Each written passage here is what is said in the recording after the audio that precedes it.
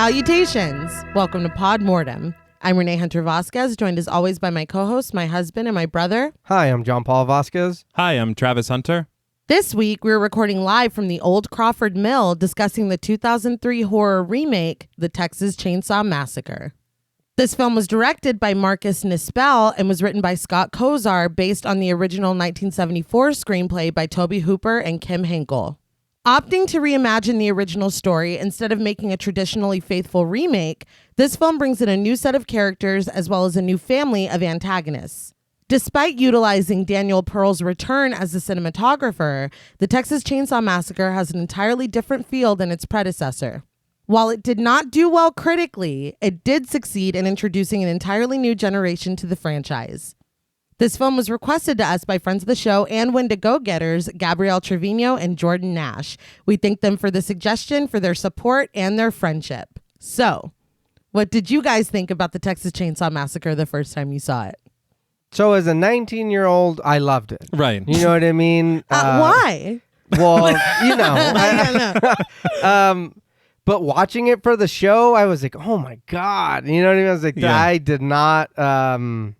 this is not what I remembered. I'll save the rest of it for later. But I do remember really liking it and remembering that it was a good movie when I first seen it. Yeah. And not to try to give away anything later, but I will just say that my opinion has changed now on this. You don't see eye to eye with younger you. Right. not at all. I do remember watching this with, I think we watched the whole family did. Yeah. I was like 12, Nate was like 14, and this was our Texas Chainsaw Massacre because we had not seen the original. I think we saw the original years later. Okay. Yeah. Okay. And so this was our introduction to Leatherface. All right. Well, I watched the original one first, and I had seen that one a bunch of times. But then watching this, I remember that I was excited. Yeah. And then I was like, oh, hell yeah, it's Jessica Biel. And you know what I mean? But then, like I said, now it's like, I was like, what the fuck?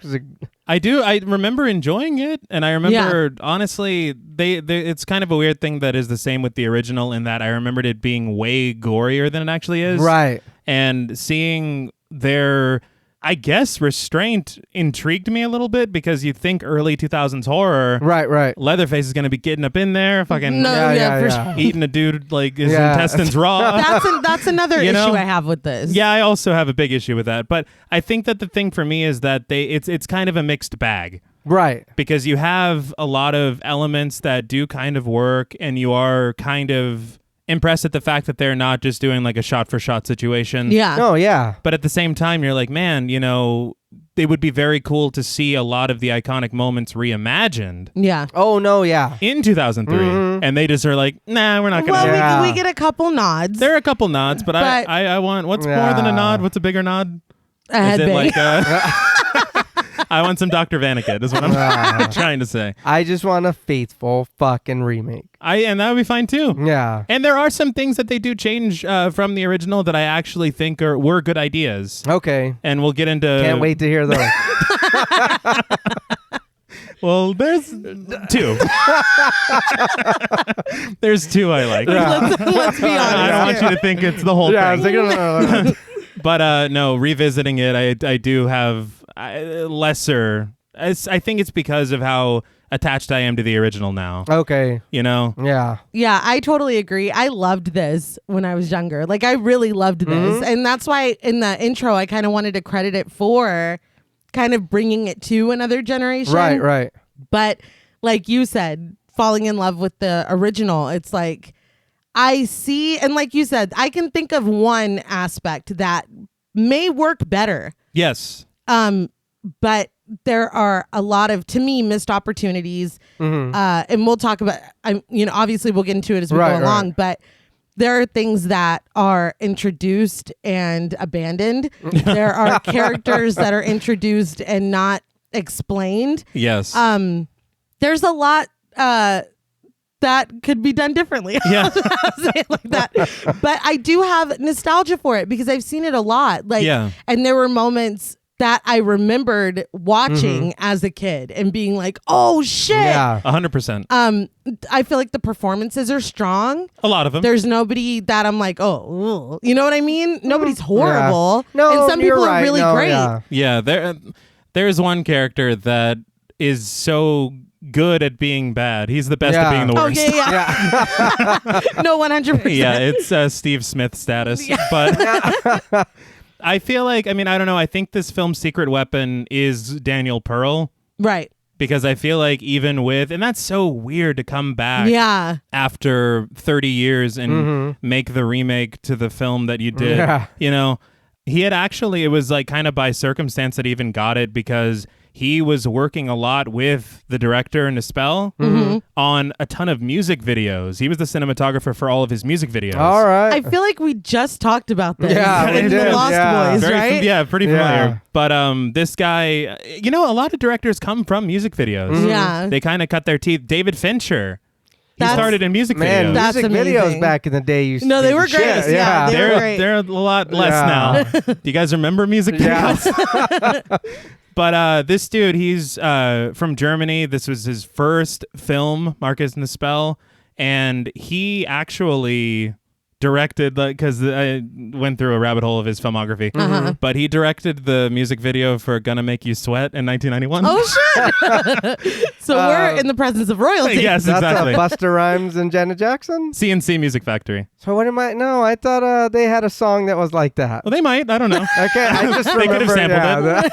Oh, hey, that makes sense. I mean, that okay, happens. yeah. It was a very, very popular tune. Everybody All dance now. I right. mean, come on. Yeah. I remember it on the credits of a Simpsons episode too. But but I think the thing that kind of, I don't want to say tanks it. It doesn't tank it because there's still a lot of good that I do enjoy in this film. Right. But some of the things I don't like are probably based on Michael Bay because he did have a lot of oversight. And Platinum Dunes, this was their first of the big horror remakes when they were just remaking fucking everything. Right. And I don't think that his intentions were exactly good. I read an interview in IGN where he was like, they were like, why did you know, of all the films, Texas Chainsaw Massacre, why'd you choose to remake that? He goes, well, it's a very recognizable title. We figured we could make it for very cheap. And I'm like, at least you're honest. At least you're honest. I guess. You know, I feel like Nispel and Pearl had more noble pursuits. Right. But Michael Bay is like, let's get that fucking money, guys. Yeah, He's the no, for sure. explosions guy, right? is. Okay. Yes, yeah. All right. But he also made some comments in that interview where he's like, there was stuff that I would have changed. And I was like, dude, Then why stand didn't by you? your director. Yeah, you fucking produced Yeah, it. dude. then why Like, didn't what the fuck are you talking What about? the fuck? But I think in Nispel's influences, because he did an interview as well where he had said that he didn't really rely as much upon the Texas Chainsaw Massacre Yeah. as much as he relied upon Alien and Deliverance. What? Yeah. Okay. So what movie was he trying to make? That's a great. I mean, one would think that Yeah. if you're Alien Immigrants. Yeah. Aren't you listening? like, what if an alien played the banjo, guys? Oh, fuck. Now, before we pick up this film, we would like to issue a warning for spoilers. Podmortem is a very in-depth podcast, and in thoroughly discussing horror films, we have no choice but to spoil a thing or two. If you don't wish to be spoiled, please go watch the film, then come back and enjoy the show. If you've already seen the film or don't care about spoilers, then let's spill the tea. The film opens with grainy black and white footage of a gurney with a body on it being loaded into the back of an ambulance. The narrator, whose voice is again provided by John Larroquette, which I thought was very cool.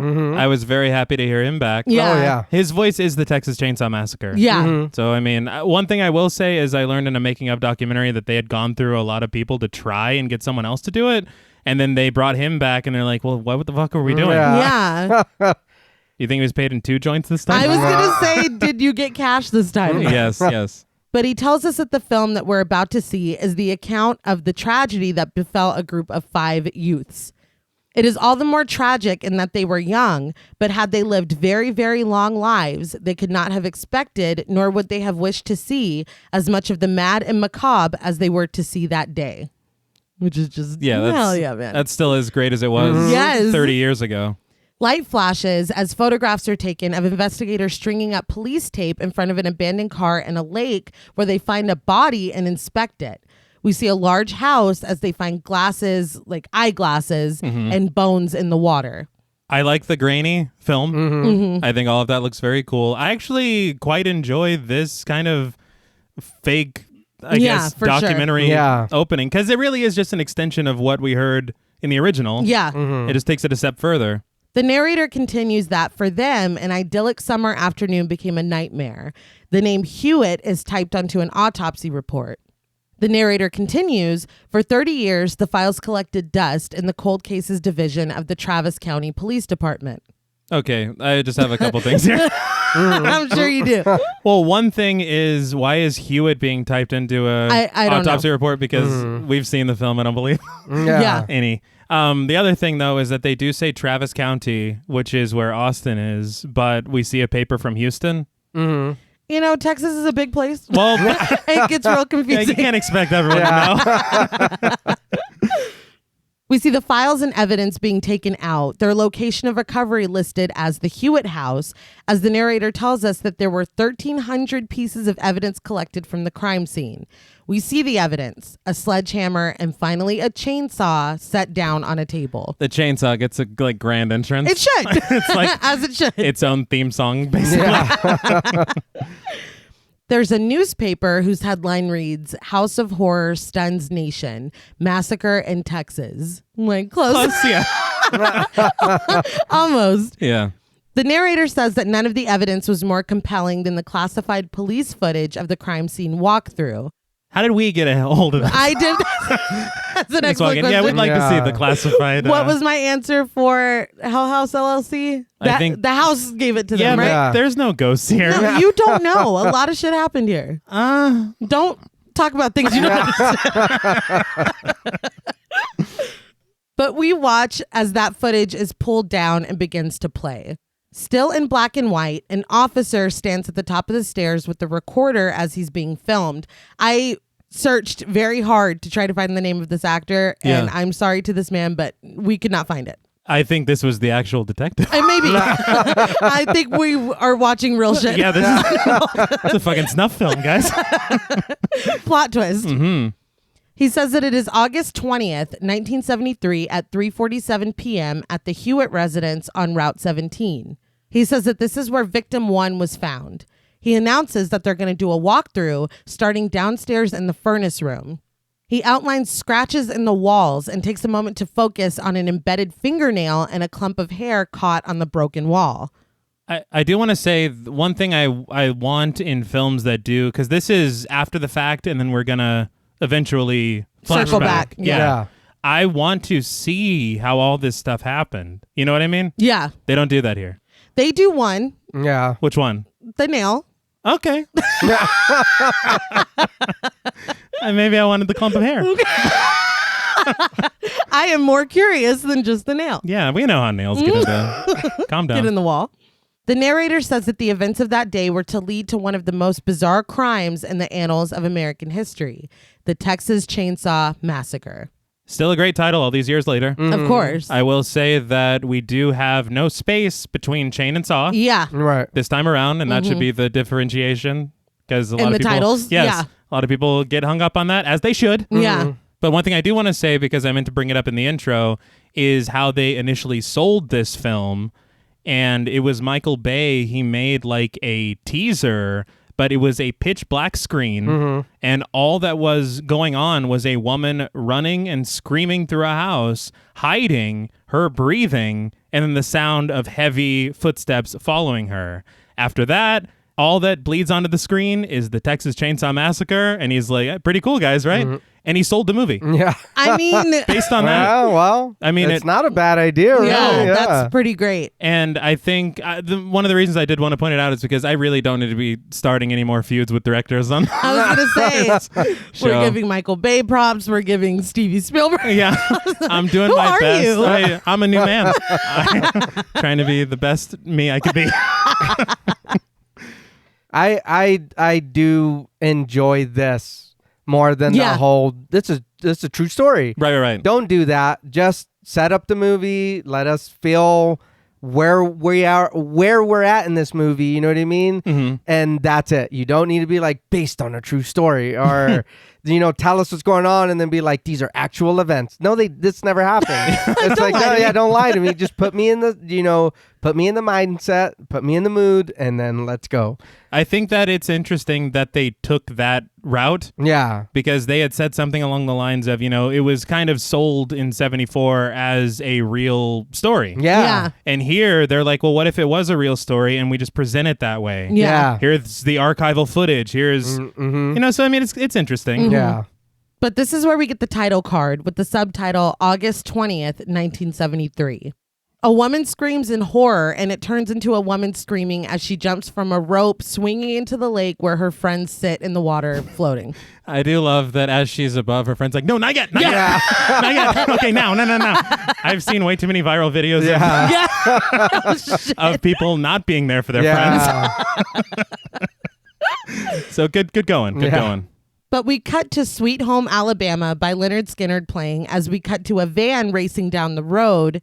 Lynyrd Skynyrd has been getting a lot of play from us lately. It has.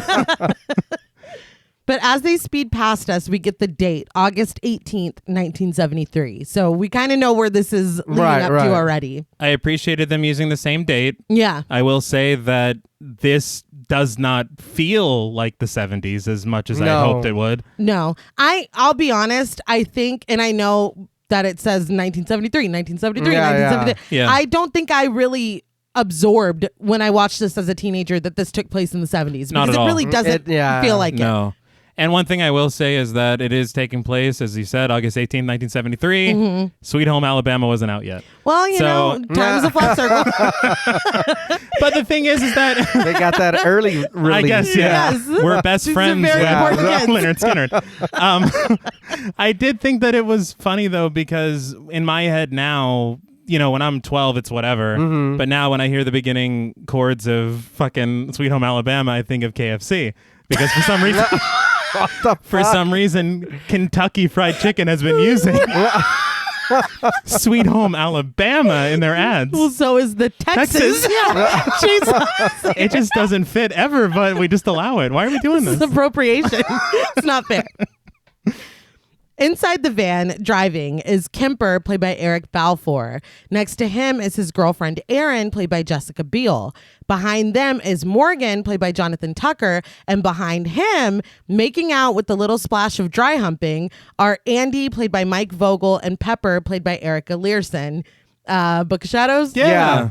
I was very glad to see her. I liked her in Book of Shadows a lot. No, she was great. Erin starts to sing along with the radio, and Morgan begs someone to get her to stop. But Kemper tells her that she has a beautiful voice, then looks in the rearview mirror to see Pepper and Andy making out and gives like this little appreciative nod. He's like, Very good.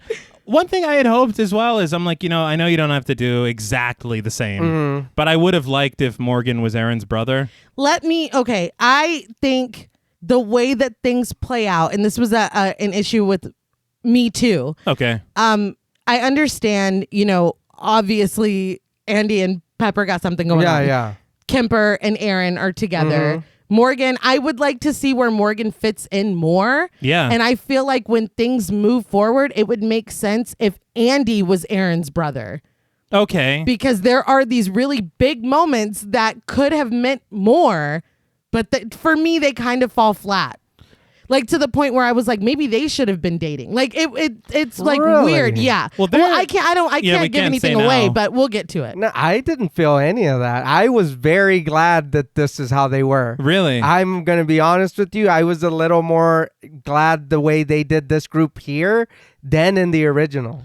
Wow. Only because I don't feel like a sibling thing is needed. That's not needed at all. I feel like a group of friends going to a concert. Okay, cool. You guys are out doing stupid shit or whatever. You know what I mean? I think my only thing for the sibling thing is that, like, especially if you start with him teasing her like that, fucking Kemper's letting him get away with it because that's her brother. That's and that would make sense to me. And then also, it doesn't seem like he fits in anywhere because Kemper's like, you dumb shit or whatever. Yeah, well, that's like, and then they're dry humping. It's like that's what I was gonna say is even if they weren't siblings, even just like fleshing out their friendship a little bit more, because again, and I'll bring up the moment when we get to it, but I'm like, this would mean a lot more if I felt like they liked each other, not even romantically, but like if they cared more about each other, this would be more impactful.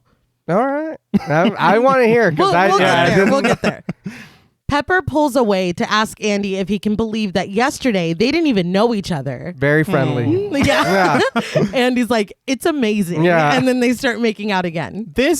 I don't really like the, it's all show don't tell kind of a thing. But Can you believe we just met yesterday, 12 hours ago. But I think the thing that bothers me is that Kemper and Morgan kind of look at each other like, did they really meet yesterday? It's like, you know that. Oh, I took it as like they're annoying. Yeah. Like, It looked like yesterday? Yeah. you were there. Are you fucking kidding me? But Morgan interrupts the makeout session, saying that what's really amazing is the fact that 33,000 Americans are infected with STDs every day, and 2/3 of them are their age. This makes Pepper pull away from Andy, who gives Morgan the finger. Aaron laughs, and Kemper asks how Morgan is an expert on the dumbest shit. I felt like this was going to be a trend. Yeah. And there's one point where there's a reveal of an animal, and Kemper's like, the genus species, or Morgan's like, the whatever, rattling off the species, and then it gets interrupted. Yeah. If this was like a quirk that you were trying to give him, it's not fleshed out. Yeah. And No. we're about to get to something else that was not fleshed out. And why is Kemper like, STDs are stupid? Because he's Worthless. not making out with that girl. That's true. He's like, I don't care. Yeah. The ride continues, and Pepper blows bubbles, annoying Morgan, before she asks what the odds were that they passed through El Paso just as she started hitching. Again, she's like, yeah, y'all picked me up yesterday, guys. But that's another thing that is also a problem. I feel like it would have been made easier for the entire film if she was just one of their friends already. That I will say. I didn't enjoy the "we just picked you up" thing so much. I will allow it because well, hold on though, and I know you laugh, but I've heard you say things like that. Oh man, can you just believe that it was the other day that we something like people do talk like that. They so do. it's not Like, I guess. it's not out of the realms for me to believe that they would be like, can you believe we just hooked up and we're getting married already? You know what I mean? Yeah. So that I will be, okay, you guys are annoying with it. Chill out. Right. You know what I mean? Give him another day. Yeah. No, It'll be old it's like, news. you don't know him yet. Yeah, It's like, not oh, at all. The PDA's out of control. Yeah. All right. It's on 11. no, yeah. Turn it down a little Yeah. bit. Yeah, we're all in here, you know? But she says it's like synchronicity, like LSD. Shit like this doesn't just happen. Aaron and Kemper give each other, can you believe this shit? Looks. And Pepper and Andy start to make out again. Aaron tells Kemper that they have to play Freebird, and Kemper says that they will. Well, of course they will. Well, no, they won't because it wasn't out yet. Yeah. Well, in this universe, Yeah. it came out in 73. Oh, well, I don't like this universe. But Kemper says that they paid a fortune for tickets to go see them. Andy asks, The time travel. Yeah. a fucking fucking fortune. expensive. Yeah, that's right. They were expensive. And they overshot it by a year. That Yeah, sucks, dude. they got so close. Andy asks if they can have some AC in the back, and Kemper bangs on the fan mounted under the dashboard, which gives no response. He says no, but if he or Pepper get too hot, they could just take their clothes off. I was like, Kemper, what the fuck? Yeah, like I don't know how I'm supposed to feel about Kemper. Well, and then Aaron tells Pepper not to listen to Kemper, but she's like, I think he's funny. Bitch, you can walk. Like, I did not like that at all. That was disrespectful as fuck. No, it is. Aaron counters this with the fact that Pepper's only known Kemper for 19 hours. Again, really, We got it. Yeah. really driving home the that was a lot. I was like, all right, we Yeah. already heard. She's like, yeah. and 20 hours. She's keeping a running tally. Like, good Lord. But she says that she's lived with Kemper for 3 years and he's definitely not funny. Andy and Morgan light up joints and Kemper asks for a pass. Morgan gives it to him, but when he offers some to Aaron, whose head is leaned out the window, she refuses it, saying that she's nauseous. Morgan tells her that he told her not to drink the water in Mexico, but she says that she didn't. Kemper adds on, just like she didn't drink the tequila, just like she didn't smoke the weed. She says that she didn't go to Mexico to get shit-faced. She basically went expecting an engagement ring. But I'm like, this bitch is pregnant. Like That's- this yes. is the setup here. I didn't even think about that. I Yeah. think the fact that he listed everything she didn't do. It's like, all right. Yeah. Yeah. And the thing that bothers me is that in the original draft, I read that they wanted Aaron to be 9 months pregnant. Damn. Why? I don't know. I guess they thought it would be interesting. But Michael Bay was like, none of that. And so all of that was cut, but I feel like this only works if she is pregnant, right? Michael Bay is like, do you not understand that her flat stomach is the star of this film? That shirt will not come down. Take it out. Yeah. Kemper says that he'll get her a ring someday, and she just scoffs, saying that she's heard that before. He offers her the joint as a peace offering, but she just flings it out the window, feigning that it was an accident. You didn't need to do that. No, that's very not cool. Yeah, come on. Not. But Morgan's like, it's fine. It's not like we don't have 2 pounds. And he's like, shut up. But the damage is already done. Aaron turns down the never-ending version of Sweet Home Alabama and asks what he said. Morgan says that he doesn't remember what he said, but Aaron isn't letting it go.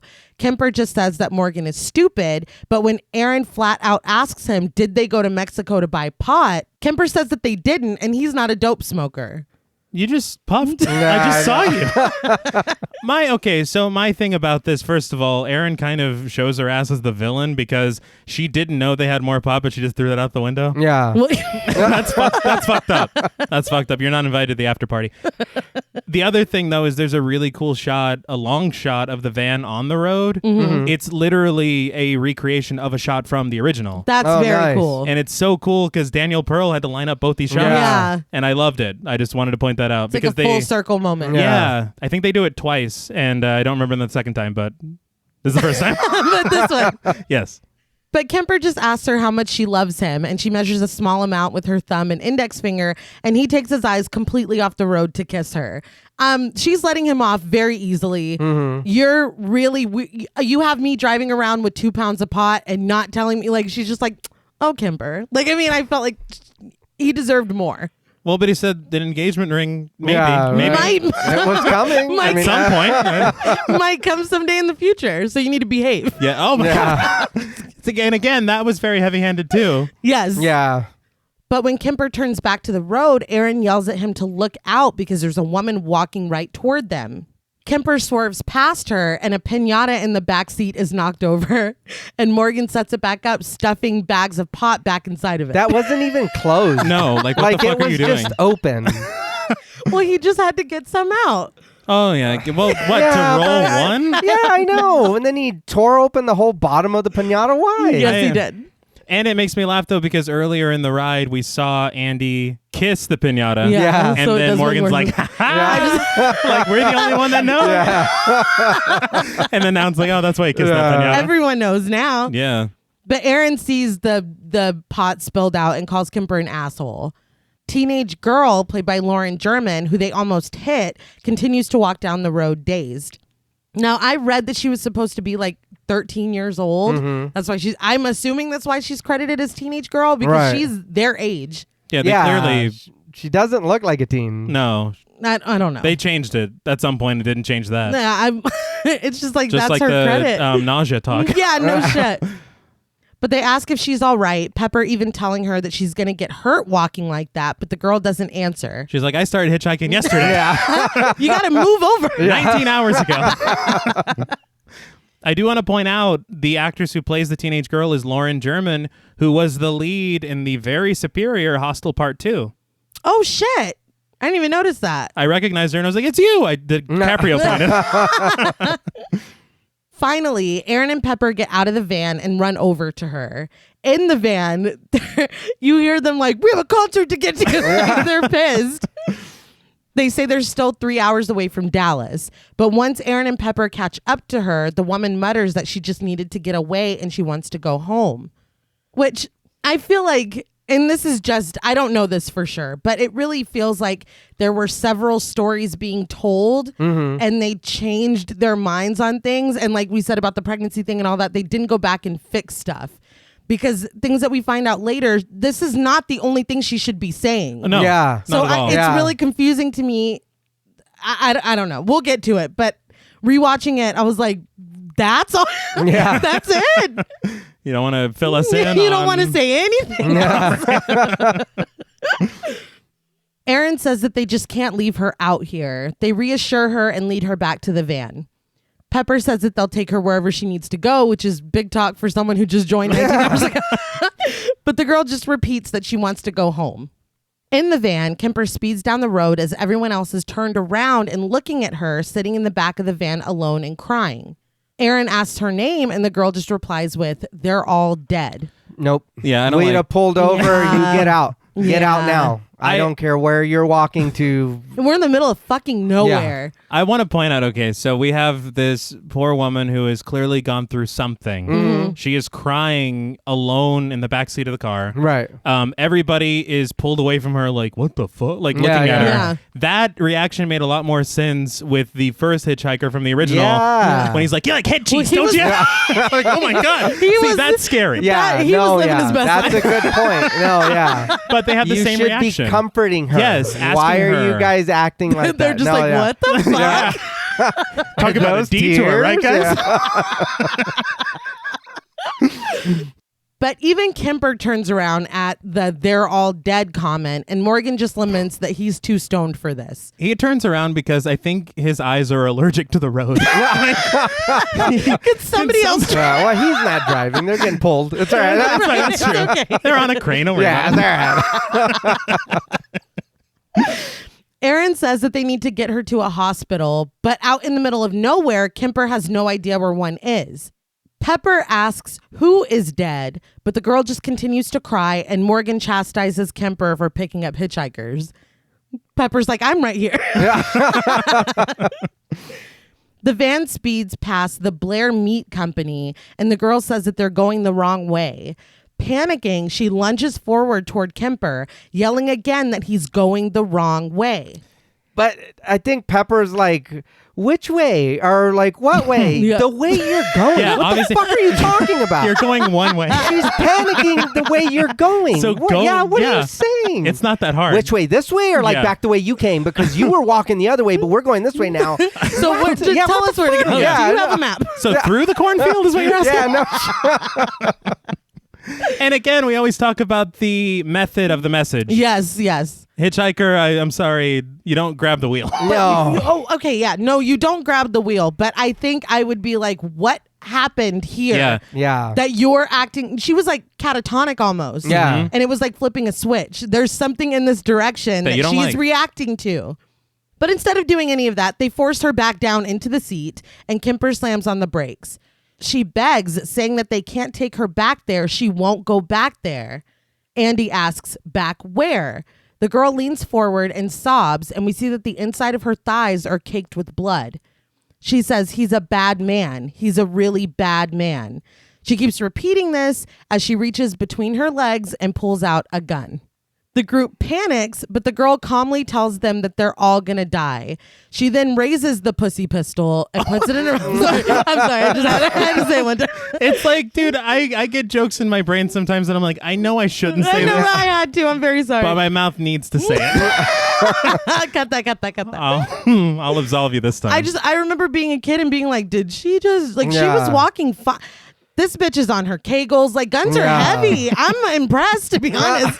That's You were coming at it from a place of impressed. Yeah. It was not. It was no judgment. It was all. no judgment whatsoever. But she puts the gun in her mouth and pulls the trigger, killing herself and blowing out the back window of the van. The gun drops to the floor and everyone panics, of course, at what they've seen. We watch their horrified reactions as we pull away from them, go through the hole in the girl's head and out of the hole in the back window of the van. I think I love No, this shot. Yeah, this is really, really amazing cinematography. Yeah. I did want to kind of explain how they did this. Mm-hmm. And it's very, very interesting because it doesn't seem like it was that difficult. It only took like 3 tries. Oh, nice. Really? Yeah, and they got it. But firstly, the firing of the gun, they puffed air into her mouth. That's where her cheeks. Yeah. Because it looked really good. Yeah, Yeah. it looks really good. But what they did was they shot it in one go, and they had a small lens on a camera pull back through a dummy that was actually made by Greg Nicotero. Hey. Yeah.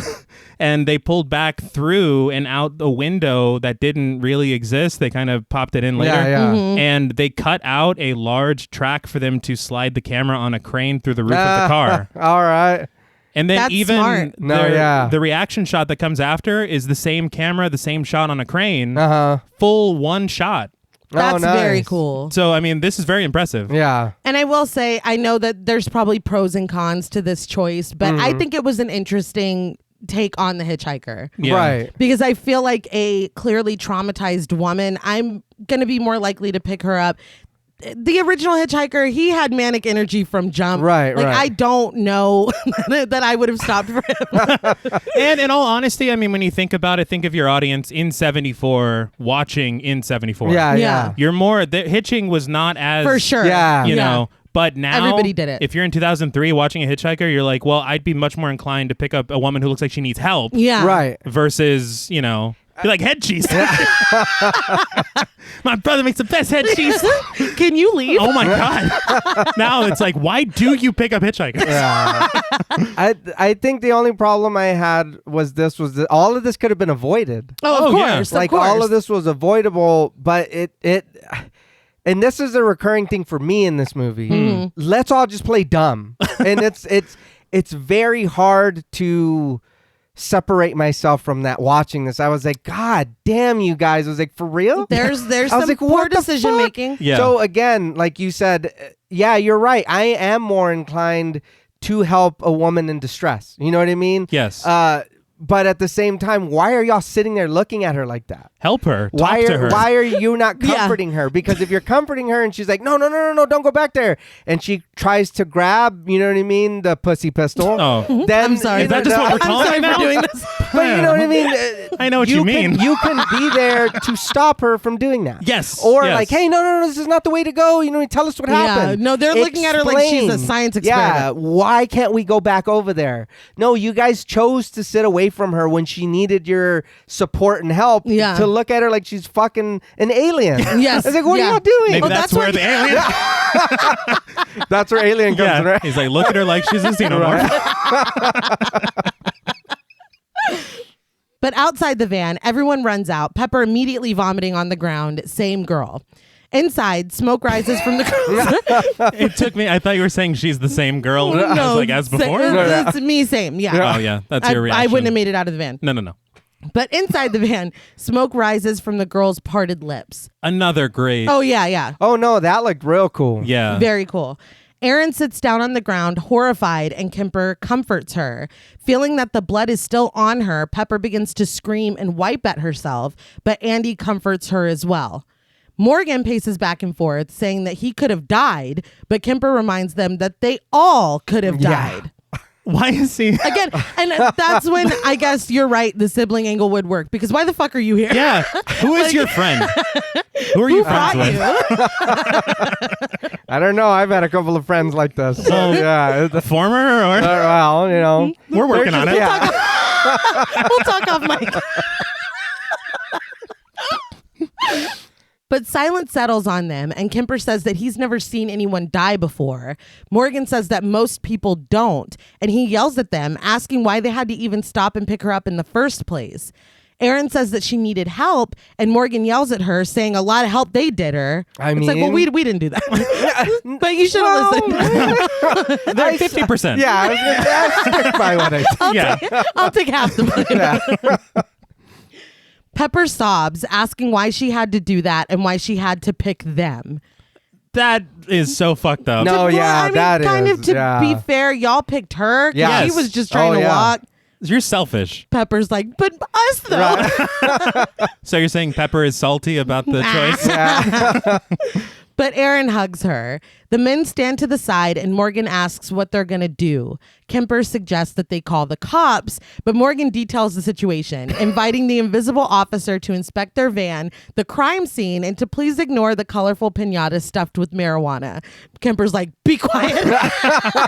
Well, I don't know why, but I like a lot of the actor who plays Morgan's performance. Yeah. But this bit did make me laugh a little bit as he's going through it. He's like, the unfortunate young woman. Yeah. And I'm like, that was kind of funny. I understand you're going through a lot, but you lost like half that line.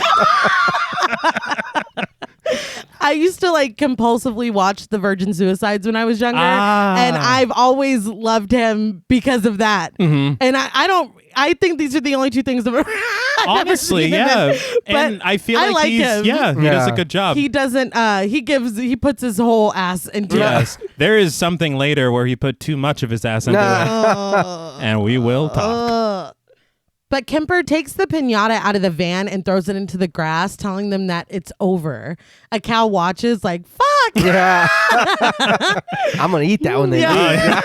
Thanks, man. My thing was, look, there's a happy medium between leaving it in the van Right. and ditching it forever. Well, I'm like, can't we just Fargo it? That's And exciting. I literally wrote Fargo in my notes. Put a red yeah. ice scraper and then just come back. Anything. That's it. Yeah. And then when they make the TV series, have someone find it. They're like, no, we either take it with us or we never see it again. You just bought that, dude. Yes. What Yeah. the fuck? But Aaron is standing alone in the grass, and Kemper goes over to apologize to her. He tells her that he did it for them so that they could start a life together, which would make sense if she were pregnant. But Aaron just walks off. But another thing, though, is like, is she still mad about the pot after what just happened? She's just mad. It's just a blanket mad. Well, what he said didn't really help. Oh, no, either. it didn't. That was really stupid. I lied to you for a But good reason. But it was for us. It's like, just shut up, dude. Yes, It's like, you're already done. Pepper says there's no way she's ever getting in the van again, but we cut to the van driving off with everyone inside. Pepper sprays perfume around the girl's body, still sprawled and sitting up in the back seat. She was hitchhiking with perfume. You got to take the essentials. That's very interesting. It's Texas. It's fucking hot. Yeah. It is. But Maybe then bring deodorant. It's better. Andy muses that that's what brains look like, kind of like lasagna. And Aaron looks at him horrified. He's like, okay, I'll shut up now. Well, it was more like just the ground beef part. Yeah. Lasagna's got cheese and noodles. He's only had ground beef. In lasagna. I make a deconstructed lasagna. That's the only point of reference. Kemper says that the next hitchhiker is shit out of luck, but Andy points out a sign advertising a gas station and barbecue. They were far. They were. Yeah. Now, I know this might be unpopular, but why not ditch her instead of the pot? Her gore is in the back of Just your... clean it up real that's quick. true. You guys are far from town. Call in the wolf. Yeah. Oh, there. That cow looked hungry too. It did. Yeah, I mean, yeah. You know, not we trying to have give anyone multiple- ideas, but you can feed a body to pigs. Pigs will eat anything. Pigs Yeah. love it. Did you know that? What was that? I just wanted to contribute. All right. Well, we're all proud of you. Yeah. Thanks. You sounded like you were programmed to say that. Pigs love it. Just having flashbacks. Yeah. Have you done this? Moving on. All right. Cut that. Anyway, they stop at the gas station, and inside, Luda May, played by Marietta Merrick, lights a cigarette and peers out the window. They all get out of the van, and Aaron and Pepper leave to find a bathroom. Luda May says, well, I'll be damned, as they walk into the building. But why? I don't know. Nobody's told you anything yet. Does she see like the window or something? I don't know. But Kemper immediately tells her that they need to report a suicide. She says that something like this comes along and shows you how crazy the world really is. Andy looks in a display case that's literally just pieces of cut up pig with flies all over it. Pigs love it. Yeah.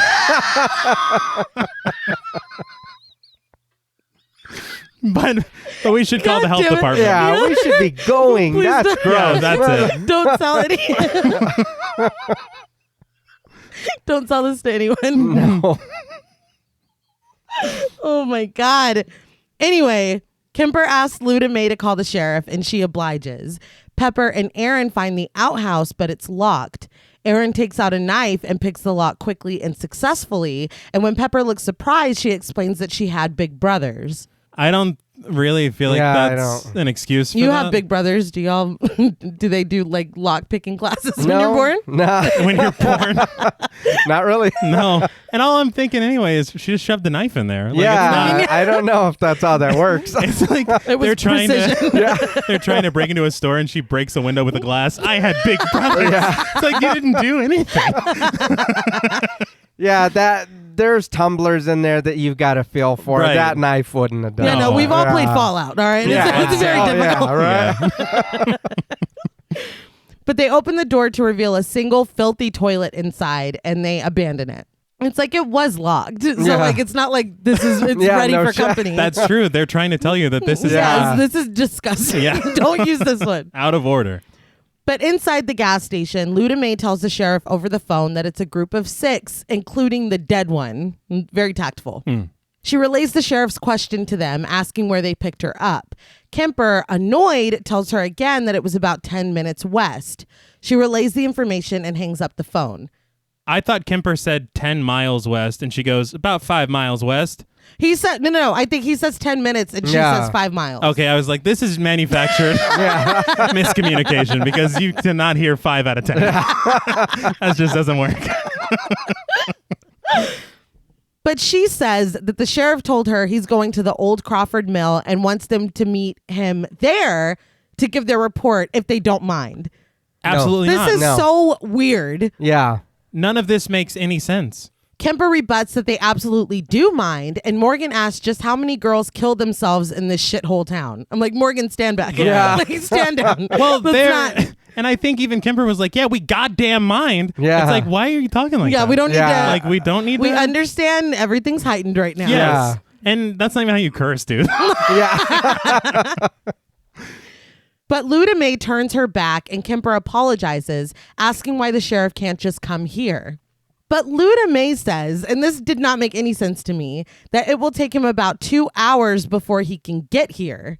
So how far is the Crawford Yeah. Mill? Like, And that also- we're supposed to drive to? I don't know. It was all very confusing. Yeah. And what is your jurisdiction? Right. Yeah. No, that's a good point too. Thinking about counties in Yeah. Texas, Yeah. you're out of this county in like nothing. Yeah. Yeah. Like 45 minutes? I don't know. I'm Yeah. guessing. I've never looked at a map. I don't know. This is Travis County. Yeah. But Kemper insists that they're not just going to drive around with the dead girl in their van. Luda May's like, well, what you do is your business. No, you show right. We're gonna prop that girl up outside on a pole over there. Just let her sit up, and we're gonna spray our shit down, and we're gone. For the sheriff. Oh yeah, Let him come here. Let it in the 2 hours. He'll get here. She'll still be here. Mm-hmm. He can pick her up. We've got a concert. I to was go to. just about Yeah, to say seriously. we have a concert I ticket. got a concert to go to. We paid a fortune for Yeah. this. Yeah. And honestly, with the fucking perfume, she probably smells better than the pigs in the window. Oh no, yeah, definitely. So you're welcome. I'm helping you for the health department. So they leave angrily, meeting Aaron and Pepper out front and reluctantly getting back into the van. Before Aaron sits down, she tells Kemper that she just wants to go home. They leave, the girl, the mess, and the hole in the back window still very much in their van. When you think about it, I mean, I understand it's the 70s or whatever, but you're still driving on a road with a dead person in the back of your car. Yeah. Yeah. What if another cop is like, what the fuck Yeah. is this? Like, Yeah, how does this look? yeah, nobody ever talks about that. Yeah. Like, we got to Nope. meet this Yeah, sheriff. no shit. It's so out of our way. But Luda May watches from the window as they drive away. She does watch, but she also gives the look like, looks like the spider caught a couple of flies. Not to tip their hand, but they, She does. whatever she was does. in their hand is on the ground. Yeah. As they drive, Pepper, suppressing a gag, reports that the body is starting to stink. Morgan insists that it's not anything worse than the smell from the beef inside the store. So there you go. So Yeah. you were right. Problem solved. Kemper drives over something in the road and it jostles the girl, making her slump over onto her side in the seat, and everyone is disgusted. This is when I realized that they covered her in newspaper, Yeah. which honestly I feel like is not a good idea. No, just put her outside. JP's already I mean, abandoned the body. Yes. He's already in a whole forfeited. different film. Yeah. You guys clearly, you know what I mean? Nobody's helping y'all. No. and I know we said that this doesn't feel like the 70s, but if there's no cell phones, there's no, Yeah. Right. you know what I mean? Personal computers or whatever. It's fine. It's okay. You know what I mean? Put a little cross, put some sticks together. You know what I mean? Put it next to her. It's like, all right, we feel bad. Say something. Let's go, because the opening act, I hear, is pretty good. Yeah. Big wheels keep on turning. Yeah. But Kemper pulls up to the old Crawford mill, and everyone gets back out after presumably propping the body back up because she's sitting up again. They call out, but it's clear pretty quickly that the sheriff is not here yet. Morgan proposes that they just dump the girl's body and leave, and Kemper decides that they should vote on it. Before an official vote can take place, though, Aaron immediately says no, but Morgan insists that this is a democracy. Aaron asks how Morgan would feel if they did that to his body, and he reminds her that no one asked the girl to do what she did. I get what he's saying. I mean, when I'm dead, just throw me in the trash. Yeah. But Oh, no, yeah. Or use me for science. That's cool, yeah, too. that's cool. Yeah. Let's figure some shit out together. We high five. I'm helping. The skeleton. Yeah, exactly. Yeah. But I mean, and I will say, because this is one thing that I didn't even realize, because I don't know what I would do in the situation. I'd really have to try to put myself there. When I was a kid, and this is just my, again, I guess in a weird way, representation, because I had and still wear glasses. And so seeing Morgan wearing glasses, I was like, that's my dude. Yeah. That's who I'm connecting to. And so whenever he would say this as a kid, I'm like, yeah, maybe that is the right idea. But now as an adult, I don't think I would just. I don't know. It's hard to put yourself in that situation, especially like you have no phones, you're in the middle of we do drive a lot in Texas and are often in the middle of fucking nowhere. But I can't imagine myself in the position where I have picked up a hitchhiker. Like, this is just really hard for me to wrap my mind around, but I don't know. We all know where John Paul stands. Well, hold on. Here, check it out. Oh, no. I don't think I would want to just dump this girl's body on the side of the road. I agree. I don't mean it in like oh man, well fuck her. What you know what I mean? Like look at what has happened since we picked her up. She was freaking out. Something was going on. Something clearly scared her or happened to her where she didn't want to be in this town. We go here, this fucking store, there's got rotten meat there. The lady's being, semi-asshole to us. You know what I mean? And then she's like, what's your business? The sheriff's 2 hours away. Something funny. And then you want me to meet you out in the fucking middle of nowhere? These are farmhouse? Yeah. These are extenuating circumstances. If you are coming to this farmhouse to meet us here anyway, here is her body. I'm sorry this happened, blah, blah, blah. Here's my information. Get a contact with me later. I'll answer whatever. I'm not going to stay out here in the middle of nowhere. With a dead body. We don't know her. We know that she was in trouble. Yes. We know that something was going on. Something around here. Yeah, something around here. Now we're here in this abandoned fucking place waiting for somebody we don't even know that's coming. I mean, I you make a good point. Yeah. I think so. Dump the girl. You said. I think my only thing that makes it difficult is the van is the crime scene. Yeah, I get that, but I mean, let's just go. Really, I know we got to get the gang here, and everybody's got to be, hey, what's going on? But I feel like that's getting them here a different way. Probably would have helped me a little more, because like the scene it's already of them suspicious. going over there, they're going through woods, through trees, through like these little bitty narrow ass roads. Come on, it's a lot. How did I even know to get over here? And that's the other thing is they just said the old mill. Yeah, and they're like, oh, I know where that is. Is that where Mr. Jenkins lives? Got it. Oh shit! Like, what? I thought you've never been here before. Yeah, you didn't know where a hospital was. Yeah, but you know where the old abandoned mill is? Fair point. All fair points. But after considering this for a moment, Andy chimes in agreement that they just dump her body. Pepper is surprised by this and calls Andy a pig. I'm sorry, I get pig is ruined for me. Pigs love it. God damn it. With Andy on his side, Morgan says that they only need one more vote in favor of dumping. He pleads with Kemper, but Aaron also looks at Kemper pleadingly. He tells her that the girl is dead and it doesn't really matter where they leave her. Aaron insists that it matters to her and that the girl has parents somewhere who will want her back properly, not dumped on the side of the road like trash. But I mean, it's not like we're not dumping her in the ocean. No. I mean, That's what I'm saying. Did you go on an Yeah, I know. environmental thing? Like the turtles that go, they'll get caught in her clothes or whatever. Nobody's saying no, that. I'm saying her parents will still get her back. Like John Paul said, the sheriff is But meeting us here. at the same time, do you want me to tell you why I think I wouldn't dump the body? Because at this point, if the sheriff just rolls up on a body, it looks like we shot a girl in the it head does. and then went to see Skinner that night. So it's really not good. You're right. But also, again, 73, how are you going to find us? Maybe Luda May, when she was peeping, got our license plate. Oh, I mean, I guess, but if we're never coming back through here again, I mean, I would say don't know. realistically, I would probably be too scared to leave her. Yeah, I would be too scared like if someone thought I stole a candy bar. Like, so I am not the guy. This is a dead human. I would be losing my fucking mind. Yeah. I mean, thinking about it, like realistically, yeah, I bet that's scary. But I mean, again, 73, man. I mean, Like, you got to think about yeah, you got to technology they have. Yeah. Like if you know what we know now, and you're in 73. I mean, what do you've got so much knowledge from what's going to happen. Is like, oh, I can kill all these people. Nobody's ever going to. I mean, that's we've- what. I'm just using examples. But your example is very troubling. And I will All right, say the that lottery, whatever.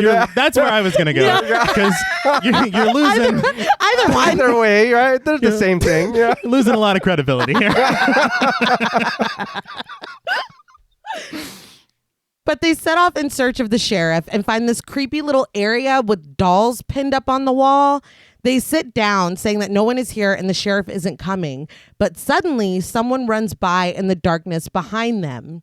Morgan and Pepper insist that they saw something move, but Erin is convinced that Morgan is only trying to scare her into leaving. So she goes into the dark area to investigate. But Yeah. Pepper's seen it too. Exactly. Yeah. Why aren't we talking about this? And Yeah, because also, Pepper called Andy a pig for wanting to leave her. So she doesn't want to Yeah. dump. Yeah. I do want to point out as well that Kemper tries to stop Erin. Yeah. And she goes, "Go to hell."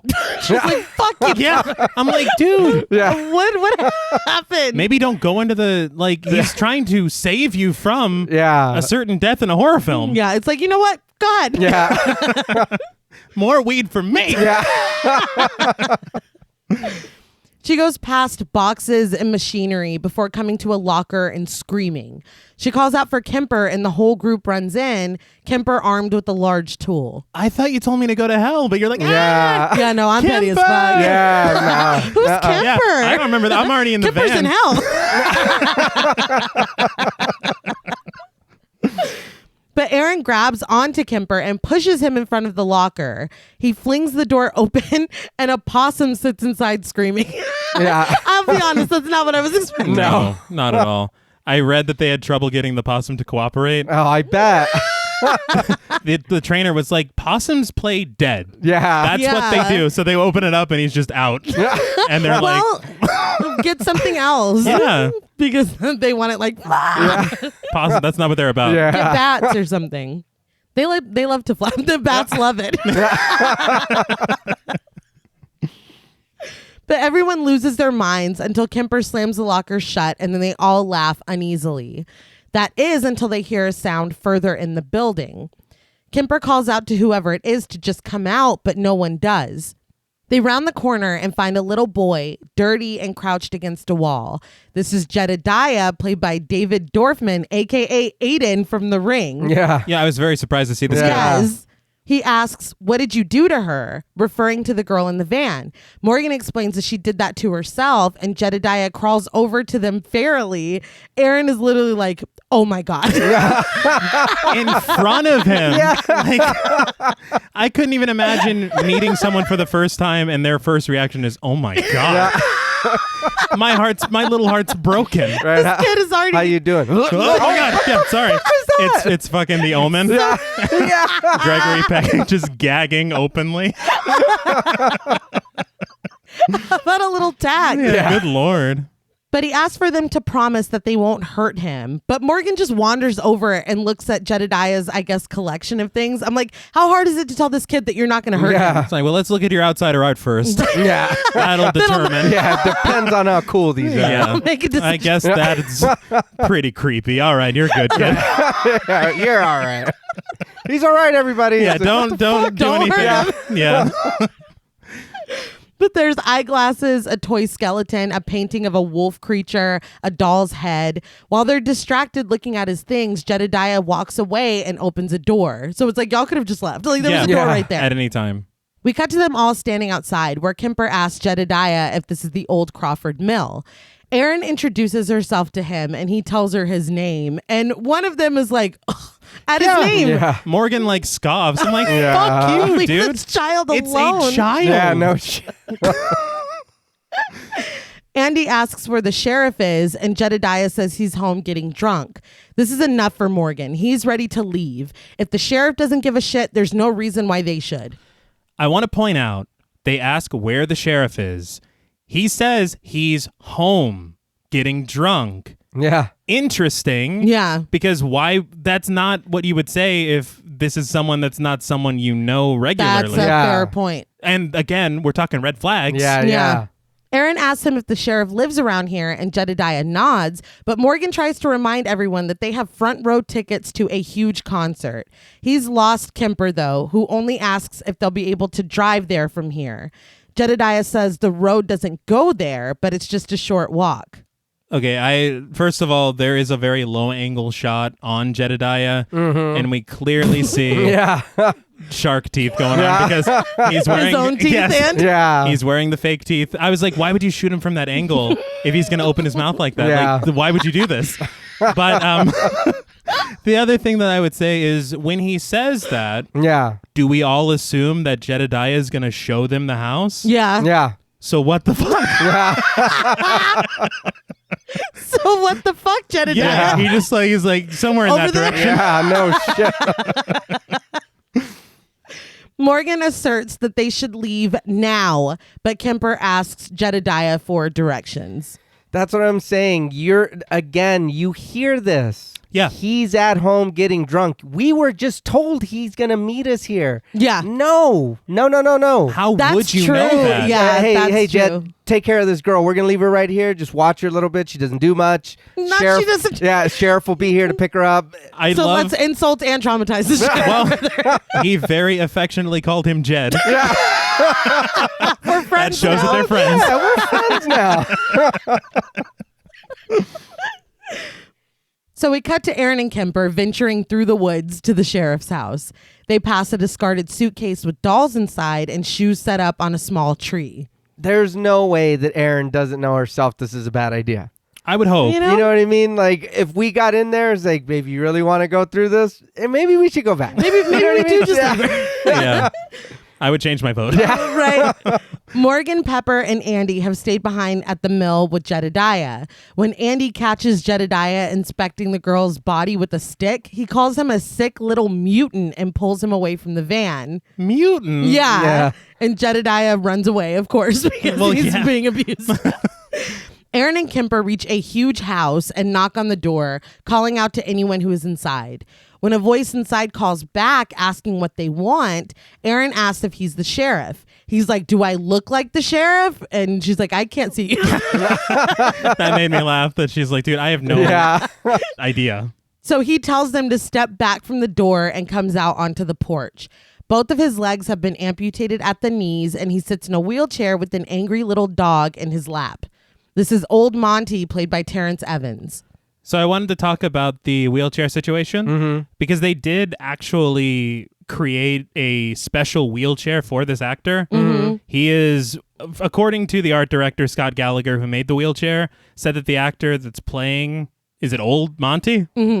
First of all, where's Young Monty? I don't know. But He no longer exists. He's okay. become he's- Old Monty. you graduate Exactly, today. exactly. But they created this chair because the actor who plays Old Monty is apparently 6'5", Holy shit. shit. and so his legs would go into the seat, and they crafted for his legs to appear like stumps. Yeah. and they placed them on his knees. It's like the old school method. Yeah. Yeah. But the idea of him being 6'5", having to put his legs inside the Yeah. chair, that like blew my mind a little bit. No, that's nuts. appalling. And he had said, because the guy that made it, he said, I'm 6'1" and I made it for me. And I was like, he's gonna he's going to fit in this? Yeah. Like when he saw the guy that was going to be playing him. Yeah. But That's it worked. unbelievable. Yeah. And it's even crazier later whenever there's some floor scenes. Yeah. Yeah. And stuff, and they're like, "Are you sure you're gonna be good like this?" And the actor goes, "I used to do carpeting, so like this is fine."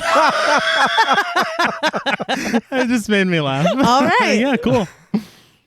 But he promptly tells them that the sheriff does not live here, but they can use his phone to call him. But this is where Jedediah said to go, presumably. So again, this is just another red flag. That's again why he should have walked them there. Yeah. Yeah, he's just like, you'll find it. Yeah. You can't miss it. Tell him you know Jed. Aaron starts inside and he tells her to wipe her feet because he keeps a clean house.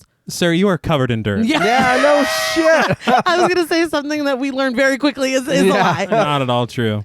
Aaron obliges and heads inside, but when Kemper tries to follow her, Monty pushes him back with his cane and says that he only allowed Aaron to go inside and use the phone. Okay, then you stay out here with me. Keep me Yeah. company. Also true. Kemper raises his hands and agrees to stay back. He opens the door for old Monty to go back inside where Aaron stands waiting. He dials the number for her and hands her the phone as she looks around at the pictures on the walls of his home. Aaron asks if she's speaking with the sheriff's office. But we immediately cut to Sheriff Hoyt, played by Arlie Ermey, pulling up at the old Crawford Mill. We were talking about it earlier. He's the standout of the film for me. Yes, I absolutely. mean, his energy's always out of 10 Yeah. in everything that he's in. And from what I heard on this making of documentary, he ad-libbed a lot of his own lines. Doesn't he usually? Yeah. He did, the exact same thing on Full Metal Jacket I read. That's crazy. He's like, no script, please. Yeah. I've got I'll this. show up. Yeah. Pepper is relieved to see him, but it's immediately apparent when the sheriff steps out of his car and with a grimace spits out a mouthful of tobacco that maybe she shouldn't be. He saunters over to the back window and examines the blood and gore stained hole in the glass. He says that his money's on the fact that the dead body is right there in that van. Good bet. Smart man. Back at the house, Erin finishes her phone call, the person on the other end telling her that the sheriff will be there in about 30 minutes. She says that they'll meet him there and gratefully hangs up the phone before calling thank you to old Monty on her way to the front door. His voice stops her, though, as he asks for her to come to the back of the house to help him. I didn't hear that. Like, I didn't hear you. Yeah. Yeah. Like, I'm sorry. Thanks, Monty. Yeah. Thanks again for the phone. Yeah. I didn't hear that. Yeah. Without hesitation, though, Aaron, a better person than me, follows his voice. Still trying to save the world, huh? Yeah. See, it's a problem. She finds him in the bathroom, emptying his colostomy bag into the toilet while sitting on the floor, his chair overturned. He asks her for help getting off the ground, and she obliges, but is unable to lift him when she tries.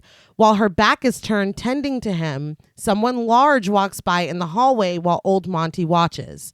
Realizing that this has been taking too long, Kemper invites himself inside and calls out to Aaron. That was your first mistake. Yeah. Back at the mill, Hoyt makes his way to the side of the van, asking them to get the fuck out of his way. It's like, all right. Just met you. Yeah. He inspects the girl's body, saying what a mess it is, and Andy tries to explain the story about picking her up, but Hoyt picks up the gun from the floor of the back seat and smells the barrel, which I don't. Yeah. maybe he's saying smoke, gun smoke. I don't know. I don't know. He's like, was this in a pussy? Oh my I was like, God. get that out. I'm sorry. Like, actually cut it I out don't know. or. No. Use your best discretion. I don't know what's wrong with me today. I think the pig stuff was better. More pig material. I'll scream from the gallery. We like your old stuff better. Yeah, dude, your new shit's a little too edgy. It's a little blue.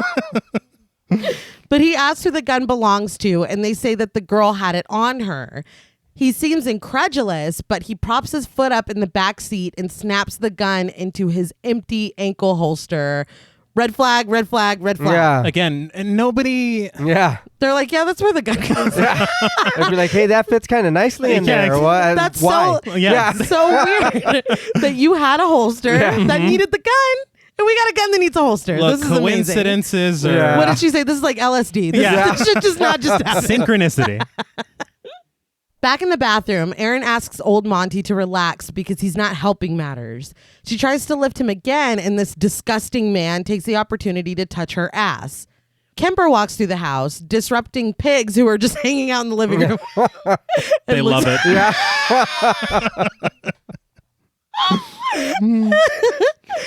Kemper looks around. A record continues to spin, but no music plays. He comes to a door with a bell tied with a pink ribbon pinned on it.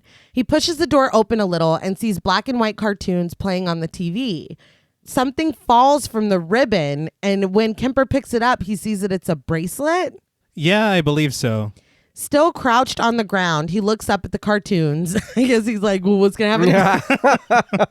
He's like, they're beating the fuck out of that eardrum. Yeah. That's going to be permanent damage. Yeah, that's not something to play with. And silently, Leatherface, played by Andrew Briniarski, enters the frame behind him and brings a sledgehammer down. Bright red blood splatters the black and white cartoon, and Leatherface drags Kemper into another room and slams the sliding door shut. So you got to have the sliding door. Yeah. Of course, yeah. That is an iconic shot that could not be missed, and I'm glad they did their version of it. Yeah. I guess. I did want to talk about something about the Leatherface casting because Michael Bay kind of showed his ass in an IGN interview. Oh, no. Because there's one story that Briniarski tells on the making of documentary where he says that, you know, he was in a previous film of Michael Bay's, which is true. I think it was Pearl Harbor.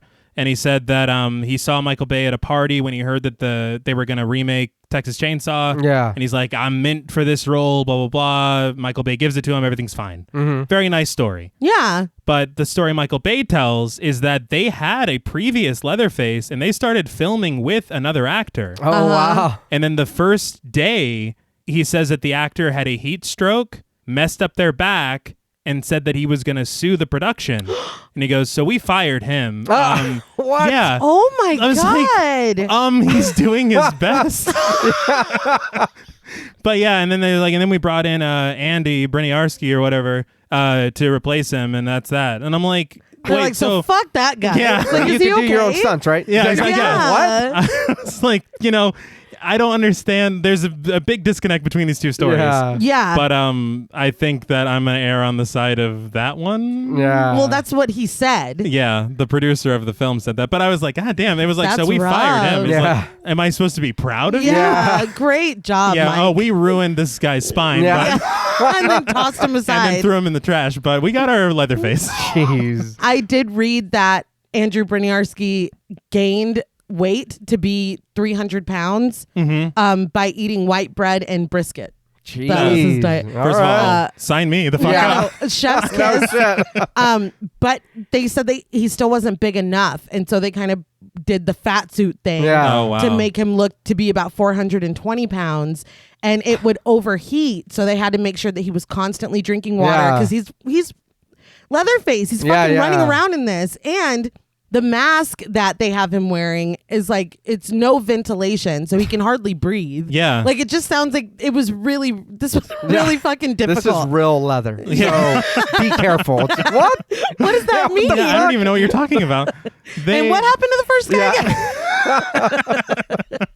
Doesn't matter. Get past it. Right? I did want to talk about Scott Stoddard, who actually designed the new Leatherface mask. All right. And if you look, there's some interesting details on it. Like, it's not just one piece of one face. Yeah. There's a side of the neck portion that is straight up a woman's mouth and nose. Ooh. Oh, wow. Like, it's pieced together Yeah. of like different, I guess, victims. Yeah. Which I get it, but at the same time, I also will say that they kind of turn Leatherface into more of a brute. Yeah. That's a big con for this for me. Yeah. Because I think I, basically wrote a fucking love letter to Gunnar Hansen when we covered the original. Yeah. And that's not here. Like, we get, I guess, a little bit of depth later on, but it's just not like he is a brute. He's a killing machine. Yeah. And for me, it was never about the size of Leatherface. Yeah. I think it's the kind of the same thing that maybe in the future we'll talk about on Rob Zombie's Halloween. We will. Michael Myers doesn't need to be 6'8". Yeah. Leatherface doesn't need to be 400 and whatever pounds Yeah. you said. His presence is enough. Yeah. With Gunnar Hansen, Yes. I was full of fear seeing him pop up with the Oh, hammer. yeah. Yeah. Also the chainsaw later. And the chainsaw, yeah. But in just the complexity that he was able to portray. Right. I feel like that is a big missing piece of this for me, because they really leaned more on the brutality and the violence of him and not so. And they're like, we get kind of a story later, but I mean, I don't know. It didn't. They tried. They tried. Yeah, they tried. It didn't hit the same. I'll just say that. But Erin hears this happen, the door slam, and is startled, abandoning old Monty to go investigate. She calls out to Kemper, and of course he doesn't answer, but Monty watches with a sly smile on his face.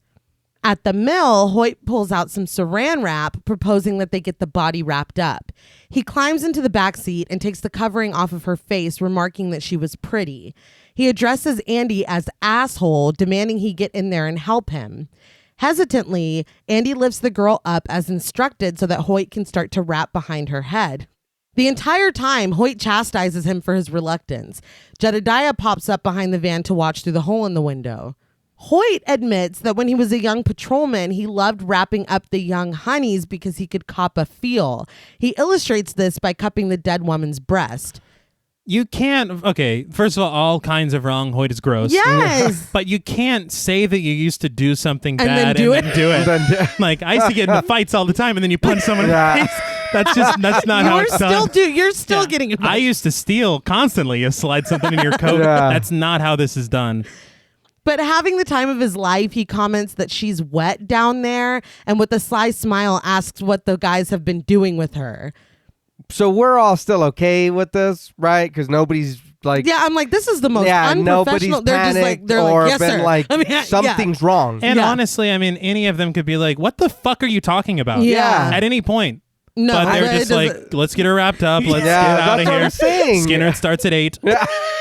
Like, dude, probably like, come on. Where's your humanity? Yeah.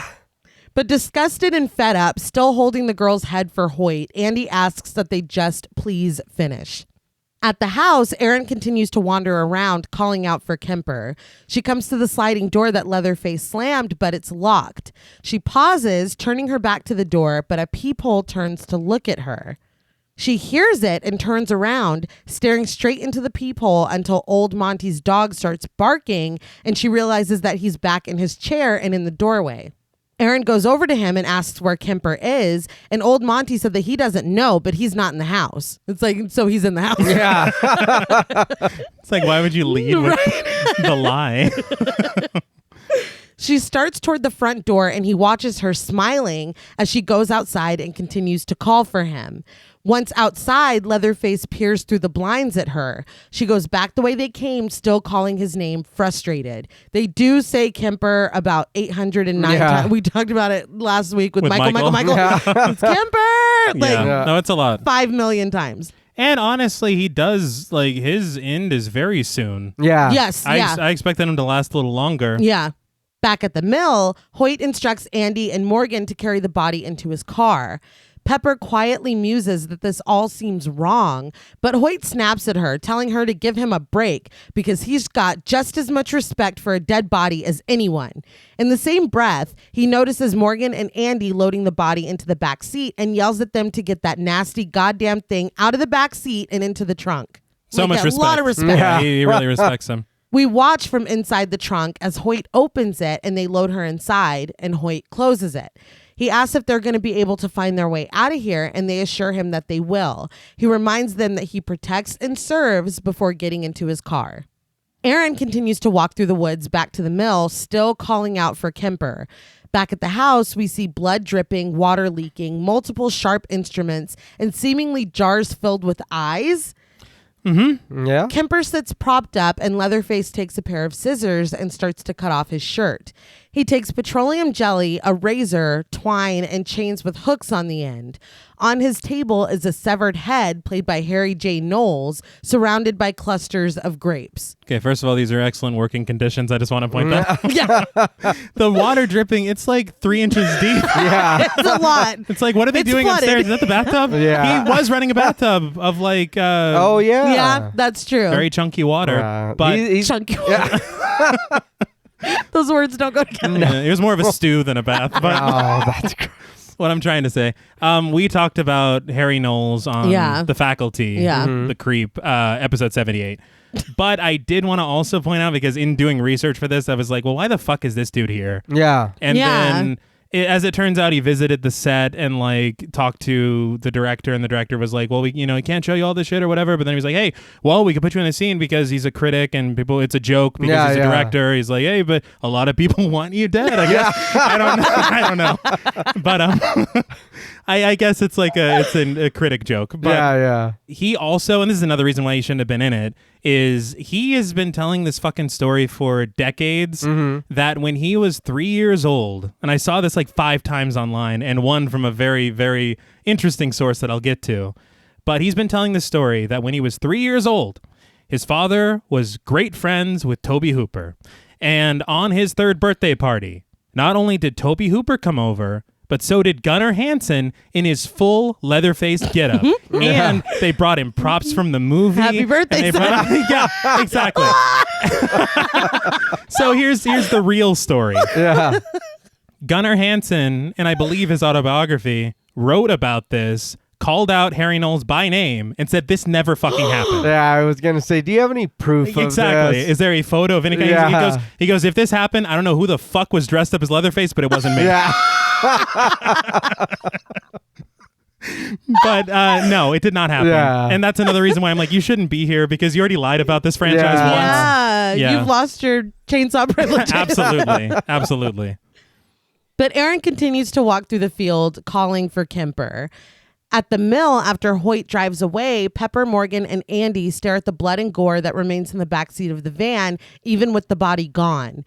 Andy says that poor Kemper is never going to get the smell out of the van. Pepper proposes that they try to clean it for him, and when she leans into the backseat to try, she gags and rushes to the back of the van. Aaron joins them now, asking if she's okay, but Pepper is not okay. She's going to be sick. Aaron announces to the group that she has good news. The sheriff is on his way. They tell her that the sheriff already came and took the body, so she asks where Kemper is, and no one has seen him. They all thought that he was with her. They hear the blaring of a horn, and Aaron goes back the way she came, still calling out for Kemper. The rest of the group follows her in the direction of the sound, and they finally come to an abandoned car in a row of abandoned cars with a stick propped up against the horn. Okay, so with our understanding of the Texas Chainsaw Massacre, Right. Yeah. that to me, I was like, this is a fucking dinner bell. Yeah. Right? Yeah. It's not, but Yeah. which is another thing we'll talk about later. Yeah. But when I see this and I hear this and I know what's going on, even if I'm Aaron, Country Mac's gone. He's dead. Yeah. We're getting the fuck out of Sorry. here. No, Sorry. I don't Yeah. care. I do not care. Also, I liked it better when they did this in Better Call Saul. That was much better. Great show. So Andy removes the stick and the blaring horn stops, but then he finds what looks like a retainer with teeth stuck in it on the ground. This is the line for Pepper. She tells Aaron to find Kemper now because it's time to go. They all call out for him, but Morgan is distracted when he sees a hole in the trunk of one of the cars. He sticks his hand inside and seemingly he is pulled from within. He struggles, frantically trying to pull his arm out, and everyone rushes to his aid, pulling on him. But it was just a prank, y'all. He pulls his arm out effortlessly because now's the time to do this. And Morgan wouldn't even do this. No, He's he been wouldn't. saying the whole time. Whatever. Yeah. That's more of, what is it, Andy? Yeah, Yeah. if anybody had to do it, it wouldn't be Morgan. But whatever. He pulls, like I know him. Morgan would never fucking do that. No, this is very misplaced. It is. I don't It is, it is. understand. Especially at this point. And Yeah. Kemper's missing, and you just dealt with this weird fucking sheriff. Yep. Like, nothing is funny right now. You know what? Maybe do that before the sheriff shows up. Maybe. Because everyone's still alive. Yeah. everyone's still present. Yes. But he pulls his arm out effortlessly, holding a glass jar. Inside, in liquid, is a photo of the girl that met the untimely end in the back of the van. Morgan continues to spin the jar to reveal a photo of a family on the other side. The family is holding a baby. Mm-hmm. Pepper asks what they were all doing there, and Morgan jokes that they were probably just looking for the sheriff. Morgan's just full of jokes. Yeah, now. what the fuck? Yeah. Like, this is not the dude that... No, not at all. That fortunate woman. Yeah. Like, that's the Morgan I know. Yeah. He sounded like the Cowardly Lion. Well, that's kind of how he said it. Andy suggests that they find Kemper and leave. Yeah, great idea, Andy. Like, that's kind of the fucking plan. But before they can do that, Morgan asks where the keys to the van are. Aaron has them, but refuses to hand them over, making Pepper question who put her in charge. Who the fuck are you? Yeah, you've been here for 21 hours? Yeah. So let's calm down. At this point. Aaron says that if they want to leave, they can, but she's not leaving without Kemper. Morgan and Pepper appeal to Andy, Pepper even saying that she wants to keep her teeth where they are, but Andy sides with Aaron. This is when they kind of team up, and I feel like maybe if they're brother and sister or they grew up together, it just makes more sense, especially with more that comes later. Well, she did call him a pig, and I know pigs love that, but I would be a little offended too. And he has known Aaron longer. So pig aside.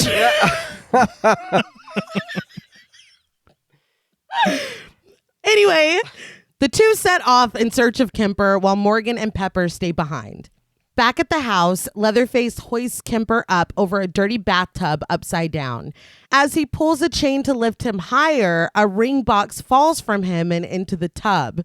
Leatherface stops what he's doing and opens the box to reveal an engagement ring, just like the one that Aaron had described earlier in the van. But Leatherface is like, oh yeah, he was gonna shocked. propose. Yeah. Why? What? You crazy kids. Young I love. fucked and up. Oh. I made a what? terrible Yeah. The love arc of this film, Yeah. I've butchered it. I'm a monster. And and I think it's even funnier because there's like some kind of like a love theme in the score that you hear. Yes, yeah. It's like, oh, Yeah, this is bad. This is really sad. But outside, Aaron and Andy come to the end of the woods to see old Monty sitting on the porch of the house. Aaron says that she's sure that Kemper is inside, and he tells her to just keep old Monty busy. We get a cheeky little shot, very reminiscent of one in the original film, as she approaches him and Andy sneaks around to the door of the house. Appreciated that. Yeah. Because I love these little nods. Yeah. Did want to Also, talk- you get cheeky because it was, Yeah, it was her butt. I said I appreciated it. I wanted to point out in an interview with IGN, I found out that the director wanted to film this in Los Angeles, and Michael Bay insisted that they film it in Texas. Right. And so they found this house Oh, nice. and used it, interior and exterior. Oh, shit. And so a lot lot of the production designers I hope that were they talking, saged it. Yeah. they said they had to bring somebody in to clean up all the mold Oh, wow. because they would have probably, died. Yeah. If they, Yeah. yeah. And then Michael Bay would have fired him all. Yeah, he's like, they were fucking allergic to mold or something. So we got fired them. But I appreciated it because I know a lot of the newer Texas Chainsaw movies, they don't really care about the authenticity of filming in Texas. Yeah. Yeah. They care about the cost of filming in, say, Bulgaria or Right. whatever. Yeah. And this, to me, felt like Texas. Oh, no, yeah. Oh, yeah. No, it does. We've driven probably past this house. So I did appreciate that. Aaron starts to talk to old Monty, but he snaps at her, asking, wasn't she supposed to go meet with the sheriff? During this interaction, Andy, armed with a tire iron, slips into the house. He quietly calls Kemper's name as he ventures inside. Outside, Aaron tries to make conversation with old Monty, complimenting his garden, but he looks suspicious. Inside, Andy lets himself into the kitchen where meat and skin hang from the ceiling. When he tries to move a chicken out of the way and it clucks, Leatherface's eye appears in a hole in the wall and he watches him. Andy eyes skin hanging from the ceiling that looks suspiciously like human legs. And when he sees a bowl of red liquid, he dips his fingers into it to inspect it as the chicken laughs at him. Yes, he does. I'm telling you right now, them getting that chicken back to do a cameo, a legacy cameo in this film. I was like, oh my God. Yeah. The laughing chicken, that went up a point. It did. Because you're paying respect. Yeah. Absolutely. You loved the first film. Took one of the best parts. But Andy makes his way to the fridge, passing a pig that's just living its life. And when he opens it, he's taken aback by the smell. He closes the fridge door, causing a huge box that was on top of the fridge to fall onto the ground. He literally yells, "Damn it!" Yeah, why? You're not supposed to be in here. No. But glass breaks on the ground, and outside, Aaron hears all of it and calls out to Andy before running inside. It's like, let's just blow the whole operation. The ruse is done. Monty's like, what the fuck? Who's Andy? Old Monty tells her that she can't just go inside his house, but she's already gone. She runs to the kitchen and sees that Andy's fine. Yeah. But as they're standing in the hallway, Monty comes inside and demands to know what Andy is doing in his house. Andy tells him that they're only looking for their friend and then they'll leave. But Monty reminds him that he's not running anything here but his mouth. And Andy's like, this guy's crazy, dude. You're in his home. Yeah. You're breaking and entering. You broke it. Yeah. You're like, I can't believe all these rules from this guy. It's like, are you fucking kidding me? Monty doesn't take too kindly to this, telling Andy that he's dead and he doesn't even know it. We get a shot of the peephole before old Monty starts to bang on the floor with his cane, yelling to bring it. After a moment of confusion, the door behind Aaron and Andy slides open to reveal Leatherface revving a chainsaw. They try to run away, but Andy falls, his tire iron sliding under the wheel of old Monty's chair. Aaron slams the door on Leatherface and tries to hold it shut, but, you know, he has a chainsaw. I was like, what did you think that was Not gonna work. She's like, no, go. We got him. I stopped him. Yes. He opens it and Aaron runs out of the way. Leatherface descends on Andy with his chainsaw, but Andy is able to hold it off after grabbing the tire iron back. Well, is this an even match? I don't know. What, a tire iron and a chainsaw? Right. I mean, it's not going to cut through that steel, but I mean, no, he's going to cut you in half. Like, Yeah. he's putting up a really impressive fight. And he's gonna lose some fingers. Yeah, He's holding oh, it no, like, yeah. come on. He tells Aaron to run, and she does, going out the front door. When the chainsaw slips and gets stuck briefly in the floor, Andy scrambles to his feet and runs out the front door. But old Monty manages to whip his back before he gets out. I feel like that was really the insult to injury. Yeah, he's like, and one to grow on or whatever. And stay out. Leatherface charges out of the door, chainsaw first, and chases Andy through dozens of white sheets hanging in the yard. Look what your brother did to the door. Yeah. That's all I was thinking. And For sure. Monty's like, yeah, I guess we can get another door. Yeah. He didn't take it It's too hard. really- He wasn't as upset. It's really No. not that big of a deal. The Home Depot's like, Yeah. As he makes his way out of the laundry maze, the chainsaw revs and bright red blood spatters one of the sheets. Andy's severed leg falls to the grass and he hits the ground screaming and cradling his thigh. Leatherface picks him up and carries him back to the house as Aaron runs through the woods back to the direction of the mill.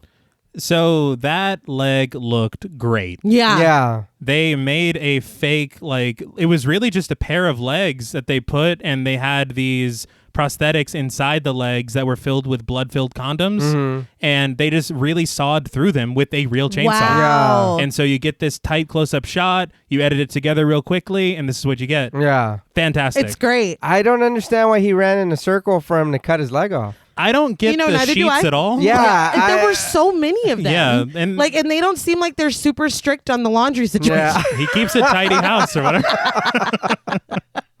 He's like, we live in squalor, but my fucking sheets are Yeah. clean. Yeah, they were white. Yeah. No, they yeah. were quite white. I don't know exactly what they're doing with the body parts. Yeah. Yeah. Because they kind of hint, but then they don't. There is one iconic moment that is missing from this film that I wanted so badly. Yeah. That would have explained what I want. Yeah. And We don't get it. No, Yeah. I'm still upset. Yeah. Leatherface carries Andy down to the basement. Andy puts up all the fight he can, losing his fingernail as he scratches the walls. I'll give you one. Where'd that clump of hair come from? In all honesty, I didn't see the fingernail bit. I was writing a note down. So I will take back what I said earlier. Very good show. He screams for Aaron. The sun goes down and we see the name on the mailbox to the house, Hewitt. Back at the van, Morgan and Pepper are very graciously scrubbing the interior of the van. Okay, I had a problem with this because they're being very, very kind. Right. When earlier Morgan was saying about the vote, Yeah. and he's like, we need to get, this girl out of our van. Kemper goes, my van. Oh, I was like, Yeah. okay, well then you can clean your I was van. going to say that you and your van can figure the situation Yeah. out. Yeah, I'm going to hitch. You teach me how, Pepper. Yeah, there you go. Right. Yeah, we'll get the fuck out of here. Wait, where were you going before we picked you up? Yeah, done. Let's go. Done and done. We'll skip Skinnerd. Right? Yeah. I mean, Skinner's not happening tonight. Yeah. They've already played all these songs that Yeah. don't exist. We're done. Aaron jumps in the van crying and immediately tries to start it, but it won't. They try to ask her what happened, but she just repeatedly asks where the gun is, still trying to start the van. They tell her that the sheriff took it. Just then, Sheriff Hoyt appears in the driver's side window right next to Aaron. Sobbing, she is relieved to see him. She tells him that her friend needs help, but shining a flashlight in her face, he tells her to just calm down and take some deep breaths. She does, and he asks what's wrong with her car. She continues to plead with him that her friend needs help, but he happens to notice the joint that they were smoking in an ashtray on the dashboard. He picks it up and asks for an explanation. I feel like this is a very Texas thing to happen. Yeah. Like, I'm telling you that someone is hurt. And Yeah. is that marijuana? Yeah, what the Yeah, fuck? no shit. Morgan and Pepper say that it's not theirs, but after taking a deep sniff of the air, Hoyt tells him that he smells bullshit. Well, they really throw Aaron under the bus because he hasn't seen anybody else drive this Yeah. car. This van, I guess. And the second that he picks it up, Morgan goes, that's not mine. Yeah. It's like, dude, fuck you. Like, that is so not Yeah. cool. It's like, take her in, leave the keys. Yeah, right.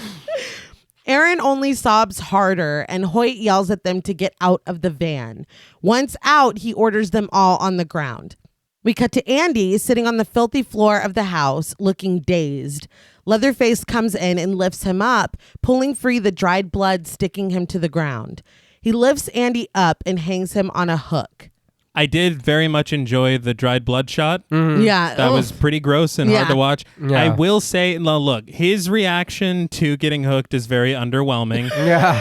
because the hook goes into his spine and Yeah. he goes, huh. And then he's just like whimpering. Yeah. But it's because it's setting up the reaction that's coming up. Yeah. You can't have two, Yeah. so I'll let him continue. Although it would be, but Yeah, I mean, if I got hooked in the spine, I'd no. yeah. Please don't. It'd be a lot more than, huh. Andy whimpers as he hangs, but when Leatherface takes a handful of salt and shoves it into the open wound of his severed leg, he gives us the reaction Yes. that we've been waiting that for. we needed to hear. Leatherface wraps up the leg in butcher paper. So is he curing the meat? Yes. I guess. But again, okay, I'm just going to say it now. I'm glad that you broke your no, I'm just going to say it now. This film is decidedly and unfortunately lacking in cannibalism. Yes. So I mean, are we supposed to take this as like this is just how he knows how to handle meat, or I don't know, but I don't see anybody eat a person, and it's pretty upsetting. Well, he's got a lot of spare parts down there. Maybe he's just trying to collect them. That's Or true that. too. You know, if he loses an eye, he's got a whole jar full of yeah, them. no, Shit, he's set. Yeah, he's fine. Pop it in, tie a Yeah, knot. It's Could you imagine if an optometrist said that? Yeah, we'll get you a new eye. Just pop it in, tie a knot. I'm going to another doctor. Unhand my eye, sir. I'm leaving. I will say the salt thing, I wanted it to be because he was going to eat that later. Yeah. Yeah, but we don't get that. Yeah. We don't. And There's no dinner. There's no it's I was very bummed. Yeah. a lot of the behind the scenes stuff, they were saying, well, this is a more sadistic, brutal Leatherface. And so it's like, well, shit, maybe that is just because he knows it'll hurt him. And it's like, I don't like I don't that. like that. Okay, then why did you put the butcher paper on it? Because he didn't want to look at it anymore. He's like, squeamish. That's enough. He was a tank earlier, a little blood. He's like, ooh, can you Gross. cover Yeah, that? good Lord. That's disgusting. You're bleeding all over my flooded floor. Back at the mill, Hoyt looks over their licenses as they lay in the dirt in front of the van. Aaron cries, begging Hoyt to stop because he's killing him. This is enough to get Hoyt's attention. And he's like, all right now, who's killing who? I feel very bad for Jessica Biel because she's really, really putting her all into it. Yeah. But she has clearly lost her voice. Yes. Yeah. And it was No, it's really gone. upsetting. Yeah. Because you're like, how many times did you film this? Yeah. A lot, I'm sure. Aaron turns to tell him that there's a man with a chainsaw, but Hoyt just pushes her back down into the dirt. He gives them his theory. Kemper shot the girl in the back seat and then he took off. Aaron tells him that this isn't true. She turns again, trying to tell him about the man with the chainsaw, but Hoyt shoots the ground next to her 3 times. They're so dumb. I'm still like right now. I'm like, man, I don't even feel bad for y'all. Y'all continued to not listen to what Morgan said. And even if he was the only one saying it, everybody's like, after some shit happened, I think we can all agree we need to get the fuck out of here. Absolutely. Yeah. We will send help for Kemper later or to find him.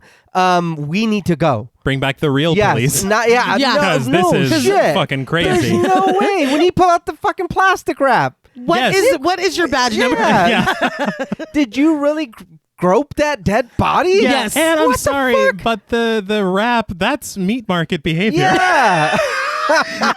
That's Yeah. not. I'm going to save this for later. Yeah. It's not at all. And He's like, oh, that's leftovers. Yeah. Ooh. Write his name on it. It's like, what the fuck?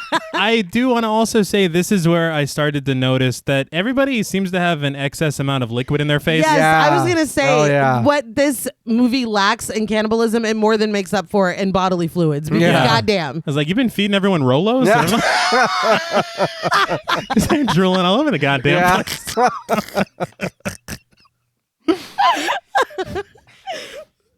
But after being shot in the direction of, Aaron lays back down and Pepper screams that they're all going to die. He tells them to get themselves under control or he will. Pepper asks why he won't just listen to Aaron, but he ignores her and goes over to Morgan, pulling him up to his feet. Now, away from Aaron and Pepper, he tells Morgan to tell him exactly what happened in the van. When Morgan says that they already told him, he demands that he show him. So from this point, I was going to say from this point forward, but genuinely just from his entrance into this film, Arlie Ermy is putting on like a masterclass in character acting. Yeah. Like I remember being a kid and being afraid for everyone. Well, yeah, 'cause he's horrifying. Yeah. Because like he is just, and I'm an adult and I'm afraid for everyone. Back at the house, Leatherface sits at a table threading a needle. Next to him sits Kemper's cut-off face. He works a sewing machine to finish his project. Finally, he peels off the mask that he's wearing, revealing his own face with the missing nose. I thought it was a little strange. Again, you talked about it earlier, T. We really don't see anything Yeah. in this as far as gore. And like, don't we just see him like cutting his shirt and then he has his face? Yeah. I mean, it's very like, you really don't see. I remembered this being a lot more brutal. And I think that that's honestly something to its credit, because I feel like they very easily could have been like, well, what didn't the original do? All right, we're going to fucking show everything. Yeah. Yeah. And there are I mean, some, that's a fair point. there are Yeah. some scenes later that were cut down because they were that gruesome, but I think that they oddly kind of made the right call. Yeah. And I gotta say, I saw them making the silicone cast of dude's face. It looks great. Yeah. Yeah. It looks just like Eric Balfour. Oh yeah, it does. Yeah. The mask or Yeah. yeah. And honestly, seeing Leatherface working the sewing machine with his foot, I don't know why. I was like, that takes a lot of skill. Yeah. Say what you will about Leatherface, but I'm impressed. Back at the mill, Aaron and Pepper continue to sob on the dusty ground while Morgan and Hoyt get in the back seat of the van. Morgan sits on the seat where the girl was sitting when she shot herself, and Hoyt sits across from him. He asks if that's exactly where she was sitting because the angle doesn't fit to him. Morgan is sitting just left of where she was sitting, judging by the hole in the back window. Morgan says that she was a little more in the middle, and Hoyt tells him then he needs to sit in the middle. Morgan hesitates, motioning toward the blood and bone still in the middle seat where she sat, but this isn't enough of an excuse for Hoyt. He screams at Morgan to get in the middle of the seat. Trembling, Morgan does his best to brush some of the gore away before doing what he's told. Am I wrong? But I would rather sit on the gore than touch it with my hand. Yeah, he's like, I gotta wash these pants later. Like, I wore my good shit for the concert. If they still think they're making this show, you are sorely mistaken. Hoyt says that he doesn't have much of an imagination, so Morgan is going to need to show him exactly what happened next. Morgan tries to simply explain that she shot herself, but again, this isn't enough. Hoyt points his gun in Morgan's face, telling him to take it and to show him what she did. Morgan is in disbelief, but when Hoyt screams at him again to take the gun, he does. He points it up under his chin. Hoyt asks if that's how she did it, and Morgan says yes. Hoyt calls him a fucking liar. There's no hole in her chin. He knows that she stuck the gun in her mouth, and he wants Morgan to show him. I'm like, if you know, like you just then why said am I that you doing know. this? Yeah. He grabs Morgan's hand, still holding the gun, and directs it into his mouth, ignoring Morgan's protests. He asks what happened next, and Morgan, with the gun in his mouth, says that she shot herself. Hoyt accuses him of lying again, saying that he's never seen a gun go off without a finger on the trigger. This is when Aaron jumps up from the ground and looks through the windshield, demanding to know what's going on. Hoyt turns and yells at her to stay in the dirt, but while he's turned, Morgan points the gun at Hoyt. He screams at him to get down on the floor. Aaron begs with Morgan to put the gun down, and Pepper jumps up. Hoyt tells them both that if Morgan shoots him, they're accomplices to his murder. Aaron screams at Morgan to put the gun down, but at the same time, Pepper is like, fucking shoot him. I was so, like, right here, I was so infuriated already. Well, I get why. Aaron, shut the fuck up already. This is your fault. Everything that's happened is your fault. I don't want, be quiet. for picking up the hitchhiker. Yeah. Do you not see what this man is trying to do? Then you're put the gun down. Put the gun down. Like, do you see what he's doing to me? He's fixing to fucking torture all three of us. Yes. Yeah, let me put the It's gun like, down. wait, let's see where he's going with this. It's like, I was like, oh my God, you can't be that dumb. It's Let Morgan unbelievable. have his moment. Hoyt calmly tells Morgan that he doesn't have the balls before yelling at him to pull the trigger. Morgan yells, fuck you, before pulling the trigger.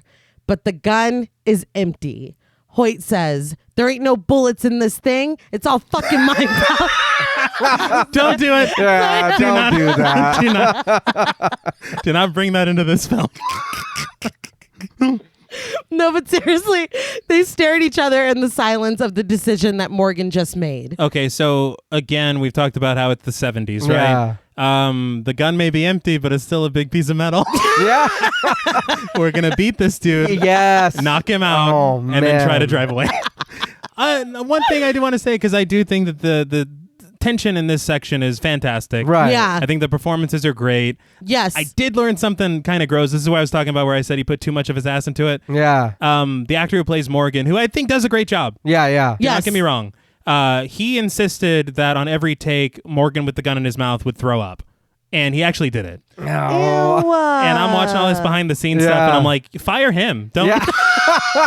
like we don't need Throw that up guy. shit. Yeah. No. That's commitment. An uncomfortable set. We Yeah. don't need it. That's commitment. Nobody asked for that. No. And the director's like, yeah, do it. I'm like, you're to blame. You're also to blame.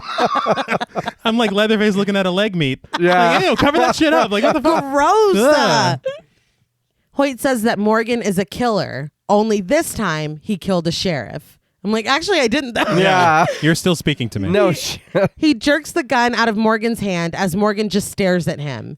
He takes out a loaded gun and points it in Morgan's face, telling him that he should shoot him right now, but instead he just orders him out of the van. Wasn't it a 6-shooter? What he was holding? Yeah. Yeah. So you can tell if it's empty or not. Yeah. You can see the rounds in there. Yeah. I would just be like, I got a gun. No, you'd beat him with it. Yeah. I'd throw it at him. Hoyt follows him out, taking the keys out of the van's ignition and taking them with him. Aaron asks where he's taking Morgan, but he only yells at her and Pepper to get away from him. Back at the house, Andy regains consciousness on his hook. I love that I've given him ownership of the hook. Well, it's his now. Yeah. He tries to lift himself off of it, but only ends up slipping and bringing his body down harder on the hook. We cut to Morgan sitting in the back of Hoyt's car while Hoyt drinks and drives. Morgan tells him that he has rights, but Hoyt only laughs at this. He asks Morgan where they were headed, and Morgan tells him they were going to Dallas to see Leonard Skinner. I don't think Why are you talking to him? After everything is, yeah. Oh, I'm just getting even more angry. I'm like, what is happening? He's like, we got a sneak peek. Next year, they're going to put out a really good yeah. 2 songs are going to be real huge. I believe Colonel Sanders will be interested. Hoyt laughs, saying that they have something in common because he likes Skinner too. I can't really imagine Hoyt sitting around inviting to Leonard Skinner, but Honestly, I think he'd be listening to like old country. Yeah. Although I like his admitting of it. He's like, hell, I like Skinner. Yeah. It just made, I don't know why it worked for me. I was like, that's great. He's also a person. Yeah. He buys his tapes or whatever, vinyl records. he asks what they're going to do with their tickets now, and Morgan's like, you can have them. Yeah. Do you really think that's the answer here? And do you have them on you? Yeah. Or is it a QR code No on, shit, yeah. on your phone? He's like, what are the seats like? Where are y'all sitting? Oh, they're obstructed. Yeah. We spent a lot of money on weed. Yeah. Hoyt asks if that's a bribe and hits Morgan in the face with the whiskey bottle he was drinking from. The bottle explodes and Morgan's glasses fly into the floor of the car. Hoyt admits that was rude of him. He's like, that was rude of me, wasn't it? As Morgan gurgles on his blood and eventually spits out teeth. Hoyt is further amused by this, removing the partial in his own mouth to reveal that all of his front teeth are missing. But the way he says it. Yeah. He goes, look at that shit. Now we got something else in common. Fantastic. He pops his teeth back in and grabs the police radio. He radios to someone to get over to the Crawford Mill because the 2 fillies are good to go. Back in the van, Pepper holds a flashlight for Aaron while she tries to hotwire it. Pepper is shaking badly, but Aaron is able to get to the wires. When Pepper asks how she knows how to do that, I thought again she'd be like Big Brothers, remember? Yeah. But she's like, no, Juvie. Yeah. Yeah. Okay. So your story changed now. Yeah. What the fuck? Is this a rewrite? Yeah. Another goddamn rewrite? Yeah. It's a lot, dude.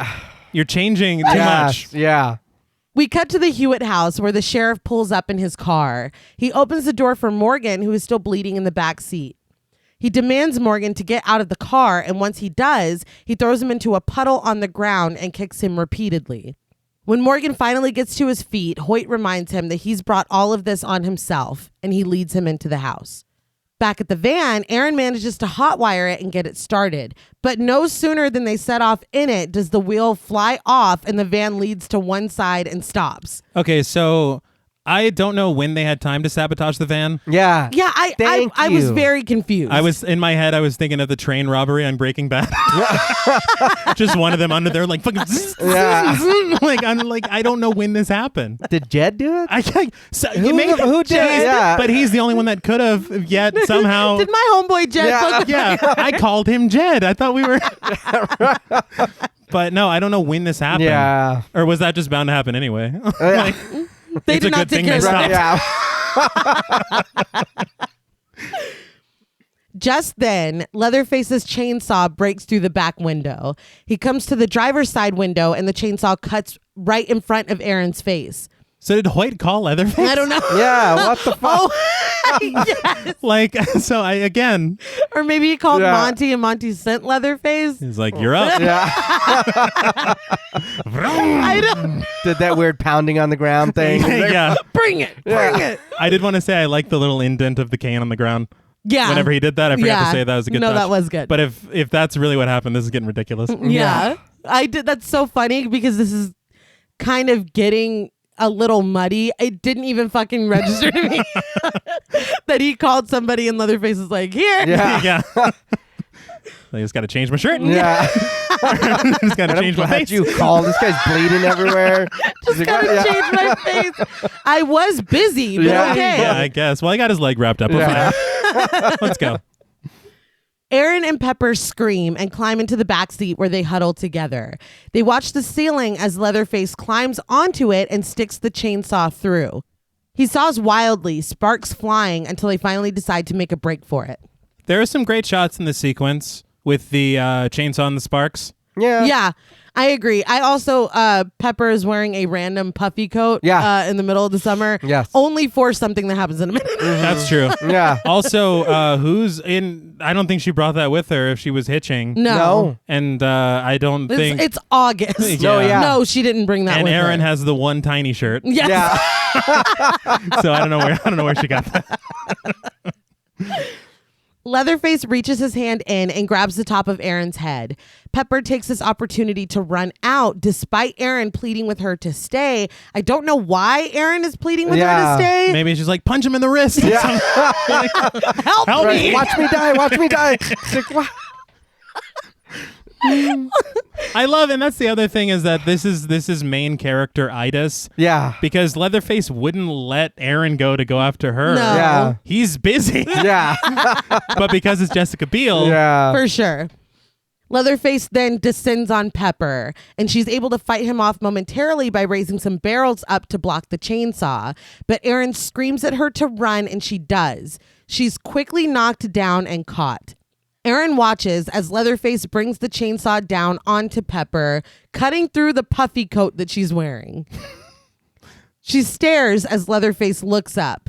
In the haze of feathers from the coat, he stares back at Aaron, his eyes wild behind the mask that he's made of Kemper's face. Well, it's a great shot. I mean, it is. It works for what it is. It probably shouldn't be here. I was just laughing because I was thinking about Aaron. She's like, well, I didn't mean for her to go to hell. Yeah. It's like, and she went into the cannibal's house, which is basically hell. Like, so I just don't understand. Like, this mask isn't ready. It's a skin face. Yeah. It has not been whatever it needs. I don't even know what it needs. I don't know the process. You need to dry it out. Yeah. Leave it out in the sun. But I mean, that's the same problem we had with the newest Texas Chainsaw where he just takes a face. Yeah. No and shit. just throws it on. And it's like, that is not leather. That's just face.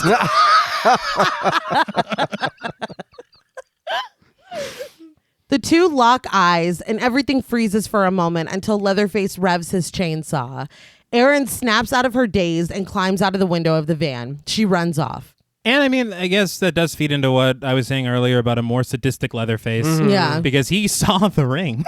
He saw that she came here with him. Yeah, and so he's like, I'm going to put his fucking face on. See, get a rise out of her that think way. it's me or it's him, and then we're going to get married. And, I got the ring. Yeah, right. Look, you wanted it. She's like, has he been eating a lot of brisket? Yeah. Brisket and white bread, He does not look the same. The chase is on. Aaron running through the dark woods and Leatherface coming close behind with his smoking, revving chainsaw. Aaron doesn't stop until she comes upon a trailer in the woods. The sounds of the chainsaw stop as Aaron runs up the steps and pounds on the door. She screams and begs for help, but when no one answers, she sits down on the steps and cries.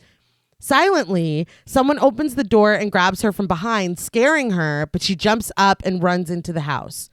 There are two women inside, Henrietta, played by Heather Kafka, and Tea Lady in Trailer, played by Kathy Lampkin. I was rewatching this today, and Ari came in and was like, and now who are they? And I was like, family friends? I was like, I wish I had an answer for you. Who knows? I don't know. I'll explain what they said on the making of as we get a little deeper. All right. But is it ever expressed? Not in the film. Okay, No, okay. yeah, I was like, yeah. because I watched this multiple times for this, and yeah. I still don't know. Not once. But Aaron rushes around trying to secure any other exits, and they just watch her patiently. When she stops, they gently urge her to sit down. As she does, a tea kettle on the stove begins to whistle. Aaron urges Henrietta to turn it off because he is going to hear them. Outside, we see Leatherface approaching the trailer, the loud whistling of the tea kettle easily heard. Henrietta takes the tea off the stove and pours Aaron a cup, assuring her that there's nothing a cup of tea won't settle. Ma'am, I gotta disagree. You have not been outside in a while. Tea Lady sweetly tells her that no one is going to come through the door. Aaron just sobs, asking if she can use their phone, but they don't have a phone. They dismiss them as a hassle. They are. It only gets worse, ladies. I mean, yeah, if you have a house phone now, all you hear about is car warranties and shit. I don't even have one. This only upsets Aaron more. She tells them that they don't understand. He's going to kill all of them. Henrietta says that he won't, but Aaron breaks down in sobs, saying that he will. With a smile, Henrietta says that he knows better than to be messing around here. Nope. See, that's too much. Yeah. Too familiar. I guess that I could say what they said now. They said that the lady who got Aaron the tea... The lady with the short hair? Yes. Henrietta is Leatherface's sister. But that's never explained. Yeah, we don't know that. Nope. And we don't know anything about the tea lady. Yeah. Either. She doesn't even get a name. Which is ridiculous. Which is pretty fucked up. How are you going to hire an actress No shit. and not give her character a name? But I will say that this, to me, is the one... I think I said two earlier. Maybe it is just the one. Improvement over the original for me is I really did want women in the family. Yes. And I think we talked about that when we covered the original. Yes. That it would be scarier. Yes. And so I do appreciate this. But again, it's added, but it's not fleshed out. It's not cohesive. Right. Oh, not at all. It doesn't gel at all. I'll tell you more in just a second what they said that honestly didn't make a lot of sense to me Oh my either. God. Okay. But we'll go on. But at this comment, it gives Erin pause, and she just stares at Henrietta. She continues that everyone around here knows that poor sweet boy. Wouldn't you be like, oh, that's my brother? Yeah. I don't know. Whatever. You're making it like you went to school with him. Yeah. But that's it. The tea lady echoes the sentiment, and Henrietta says that he's no harm. He keeps to himself, but when he was a little boy, he got a skin disease. He cut my friend's leg off. Yeah. And is also wearing... currently wearing my future fiance's Yeah. face. I feel like maybe you don't know him as well as you think Yeah. you do. No. How well do you... Like, what's your relation to this person? She asked Erin if she looked at his face, mentioning the skin disease, but Erin says that she couldn't. She starts to cry again, and Henrietta sits closer to her, urging her to drink her tea before it gets cold. You're really pushing the tea agenda. Yeah. In all fairness, Erin, she's a terrible house guest. So I understand, trying to be accommodating. I'm trying to give you a beverage. Yeah. She holds it up to Erin's lips, and she drinks for a moment before pulling away, yelling that she doesn't want tea. She needs a phone. An unseen baby starts to cry, and Henrietta, annoyed, leaves to tend to it. Still smiling, the tea lady's like, oh, that wasn't a good idea. You shouldn't have fucking done that. But nothing really comes of that. No, but also you just took that tea off the stove. You really want me to drink that hot ass tea very true. be that cool? Like that tea had to be fucking boiling. Can I get a splash of cold milk or something? Drop an ice cube in there? Right here, drink this. That's hot. God what damn. the fuck? I may be a bad guest, but you're a bad host. Yeah. We both have things to work on. Henrietta goes to her sparse fridge and takes out a can of beans. Sure. That's what all babies need. Yes. When they cry is beans. Cold beans. Before she disappears into the back of the house, she tells Erin once again to drink her tea because it will help her relax. Red flag. Mm-hmm. She leaves Erin and the tea lady alone. The tea lady only echoes what Henrietta said. She's tense and she needs to relax. Erin stands up and sets the teacup down on the table. She finds a framed photo of the same family in the same picture that Morgan found in the jar. There's two of them. There's two of these photos that they framed and also jarred. No, they have a photocopier in them. Yeah. I was like, what? The tea lady yawns and Erin starts to look dizzy. The phone rings, the phone that they said they didn't have. Mm-hmm. And Erin, dazed, stumbles into the back of the trailer. Henrietta answers the phone as she cradles a screaming baby on her lap. When she sees Erin, she tells the person on the phone, she's like, I gotta go. It's like, no, I've been caught in a lie. Yeah. I'll talk to you later. Erin leans on the doorframe and Henrietta asks her if she's okay because she doesn't look so good. Erin says that she thought they didn't have a phone. Henrietta's like, oh no, I thought you said foam. Yeah, you're just going to have to drink that tea as is. We don't have that fancy shit. I'm not a barista. But the baby begins to cry harder, and Henrietta tries to settle her into her lap and offers no answer. She didn't really say that about the film. Erin looks at the baby girl and tells Henrietta that that's not her baby. She screams, "You stole her!" Which is very dramatic. I have not watched this since I was young, but that's one part that I definitely remember. But Henrietta insists she's mine. She gets up and starts to come after Erin, but the tea has gone right to her head and she struggles to get back to the living room.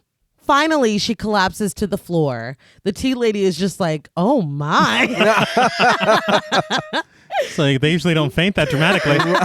So I'm sorry, do they just drug their tea on the off chance? Because that tea was already being made. Yeah. It's not like you saw her dip something in there.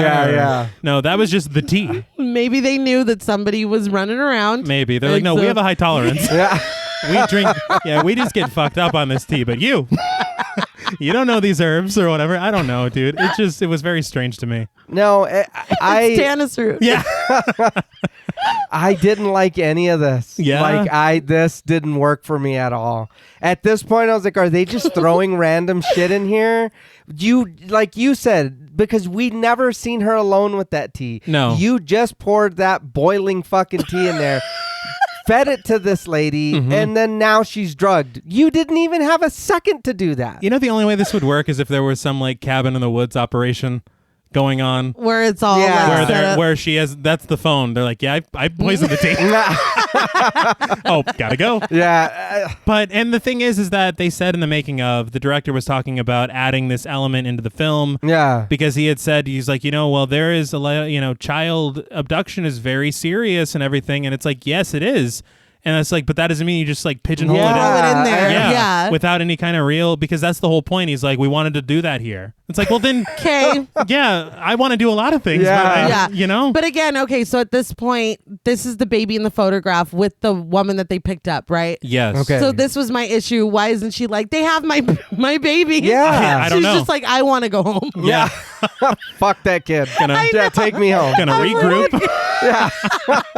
Try again tomorrow. It feels like it's something that they just added, and Yeah. they're like, "Oh, we can tie this to the hitchhiker." That's what I'm saying. It Or she just wasn't even a hitchhiker. The woman. Yeah. Yeah, that's true. That wasn't her choice. No. Yeah.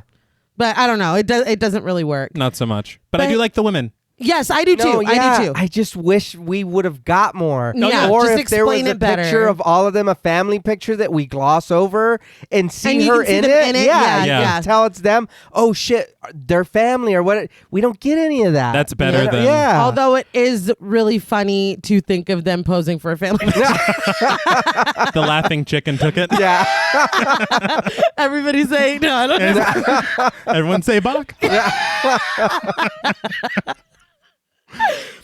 But Henrietta promises her that everything will be fine soon as Erin looks up at them from the floor.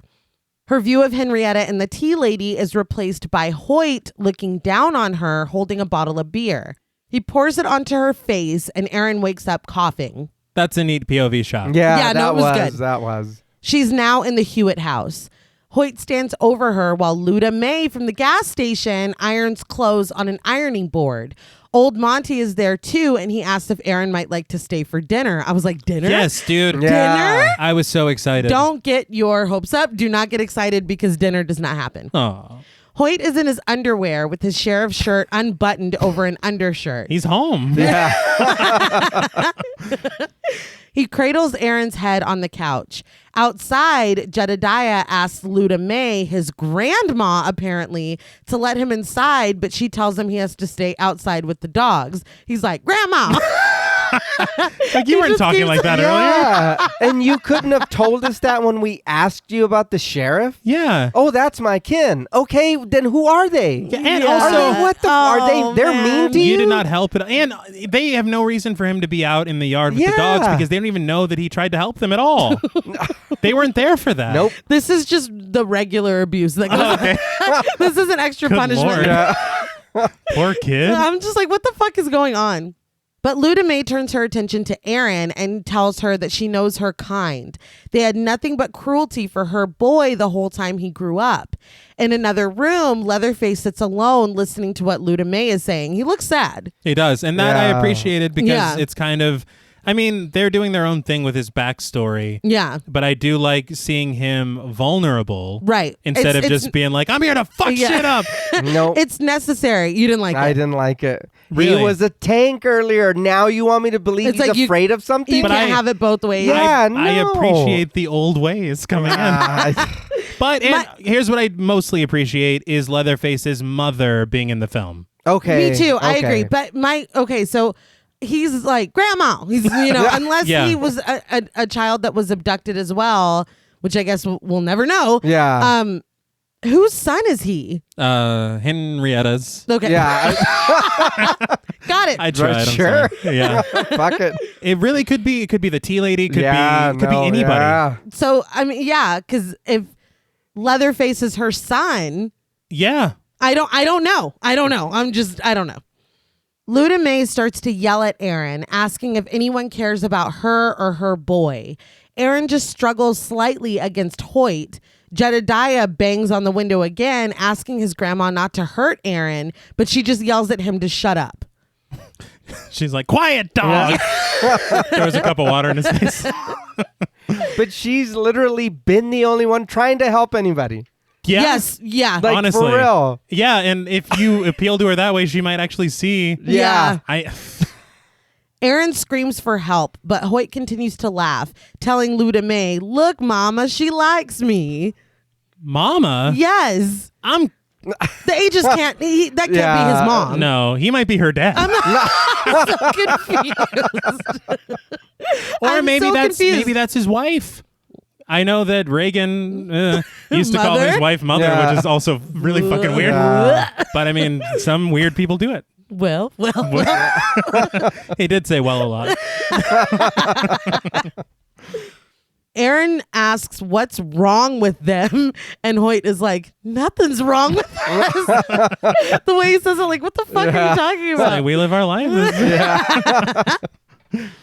Luda May calls out to Thomas Brown Hewitt, telling him to get in here right now. Before she can even finish speaking, Leatherface walks into the room. The sight of him causes Erin to panic and struggle all over again, but Leatherface just picks her up and takes her out of the room. I will say I don't like Leatherface's lifting noise. I don't like the idea of him having to struggle to pick up this tiny woman. Yeah. He goes, and it's like, you're Leatherface. Yeah. That alarm at Planet Fitness would go off. Yeah. It's not me trying to pick someone. Jedediah walks away from the window like Gordon Ramsay. Damn. Hey, his best efforts, He's like, man. I tried, Yeah. man. Old Monty asks everyone to just be quiet. Luda May tosses Hoyt his freshly ironed pants, and he's like, thank you, and puts them on.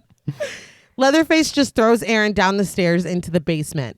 She falls and lands in the standing water at the bottom. Maybe that's where the hair came from. Oh, didn't see it. Yeah. He closes the door behind her and she stands up, looking at the horrors around her. The jars of petroleum jelly, boxes of fingers, preserved human hands, skeletons picked clean of flesh, and finally, with his arms up behind him on the rafters where he's still propped, Andy.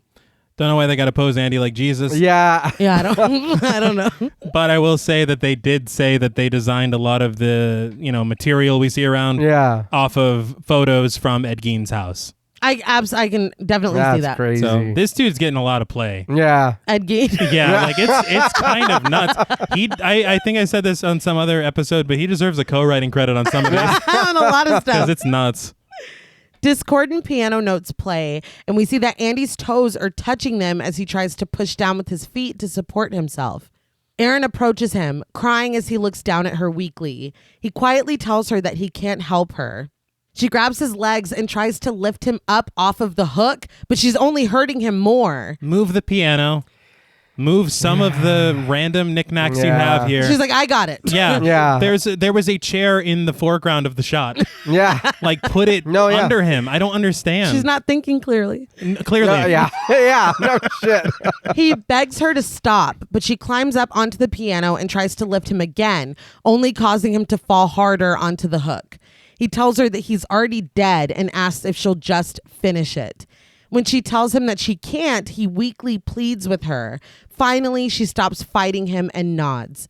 She looks around the basement for something to get the job done and comes back with a knife. She approaches Andy again and he demands that she do it. She weakens again, sobbing and saying that she can't. But finally, looking back up at her friend, she raises the knife and plunges it into his stomach. I feel like this is probably a more painful. Yeah, why? You didn't help. But the music swells as Aaron drops to her knees and screams. Andy screams, but begins to slacken as he dies. His blood rains down and Aaron is drenched in it, quietly begging that he please forgive her. Now, this is when I was like, if this were Kemper or if Andy were her brother, this would have been way more dramatic because the two kind of barely interact besides teaming up to go to the house. Yeah. And then it's this big dramatic moment. And they only teamed up out of necessity. Exactly. Yeah. So I feel like it's, I would have cared more. Not that I didn't care at all, but I would have cared more if there was more of a bond between them. Okay. And I feel like the only reason this wasn't Kemper was so that we could have her see Kemper's face earlier. Yeah. So, I mean, it fell a little flat for what should have been a very sad and dramatic moment. Okay, I'll give you that. But like for me, I'm like still this. I'm like, you did it to yourself, man. I'm still like, why did you go? I get the whole I'll go with you. Look for Kemper. Okay, but man, like you guys have been making every wrong mistake. You really want me to sit here and be like, should have saved him? No, you really honestly. He broke into a man's home. Yeah. Now, I'm not saying when you break into a house, you deserve to be put on a meat hook. No, yeah, but come on. But what I am saying is that in Texas, it's a possibility. Yeah. It could happen. It could. I think my whole thing is just that stabbing someone through the gut is not really a mercy killing. No. But he did die immediatally. He died immediately. I guess maybe she did know what she was doing. I don't know. She was a med student. Not established. But she wanders further into the flooded, filthy basement.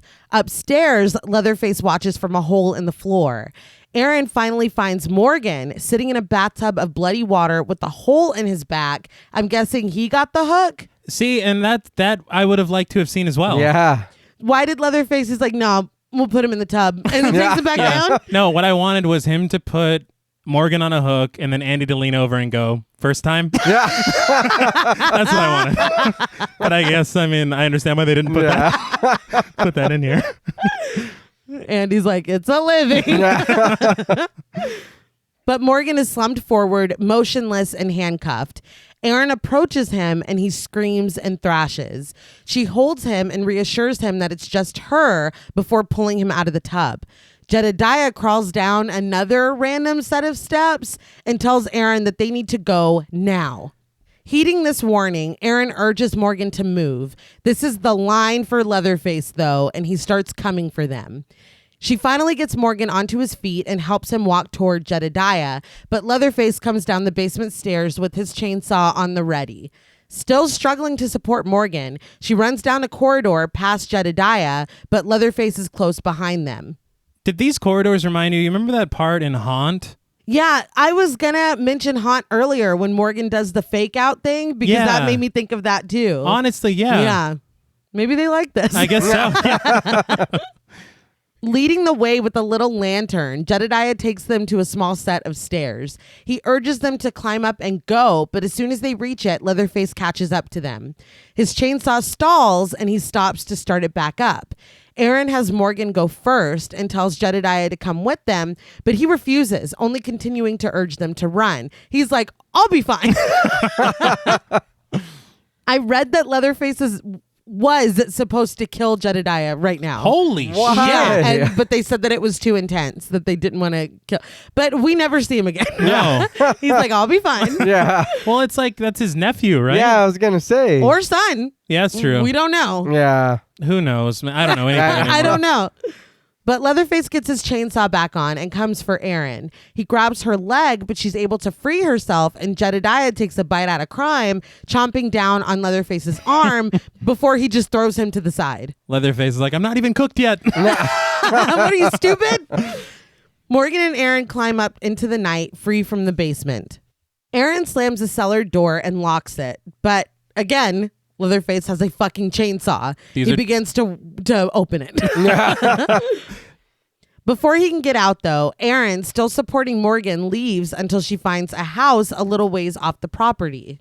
On their way towards the house, there's like a junkyard, and their van is in the junkyard. I didn't even notice that. But it's because they get a shot. Yeah. And you see the little hood ornament from not hood ornament. That's on the outside of the car. Yeah. Dashboard. Ornament. Yeah. That they showed at the beginning whenever they were driving, but the van is like scrapped. Yeah, I was a little confused too. I thought maybe it was supposed to be a nod to the van in the original movie. That would have been nicer. But it's theirs. So I was like, how? No, who did that? Like you said, that you didn't have time for that. You know, Leatherface is chasing us around. Hoyt is finding other people to arrest or whatever.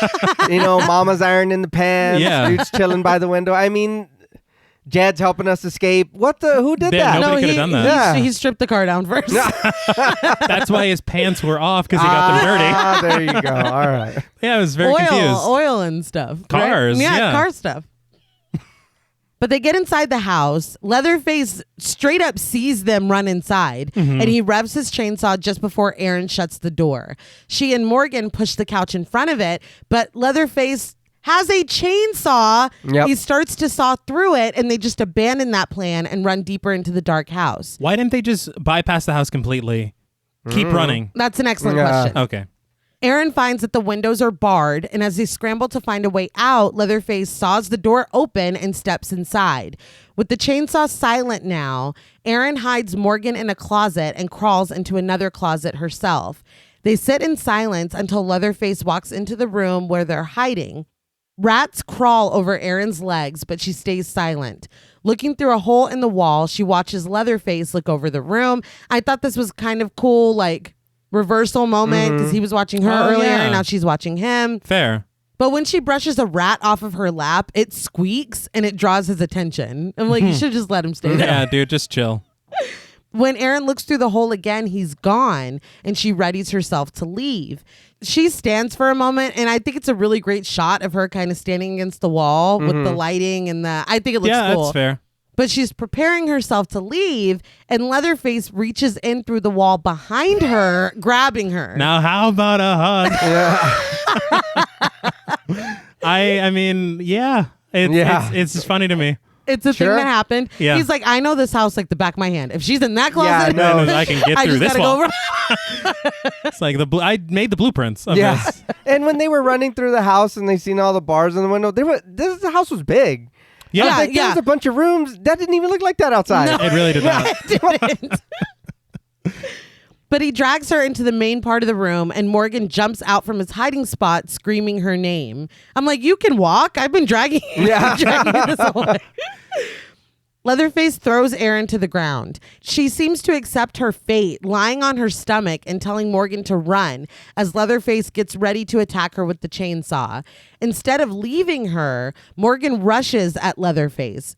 He drops the chainsaw and it spins on the floor, inching closer to Aaron's face before she finally jumps up and helps Morgan fight him. She poorly helps him. She helps him or dusts Leatherface off. Yeah. She does Got them a off. lot of dirt back there. Right. Hold, let me get that for you. Yeah. Some cobwebs. Why didn't she grab the fucking chainsaw? I don't know. She gave him a pat on the back. You're doing a great job. You've been He was working a really dickhead. hard. Yeah, man.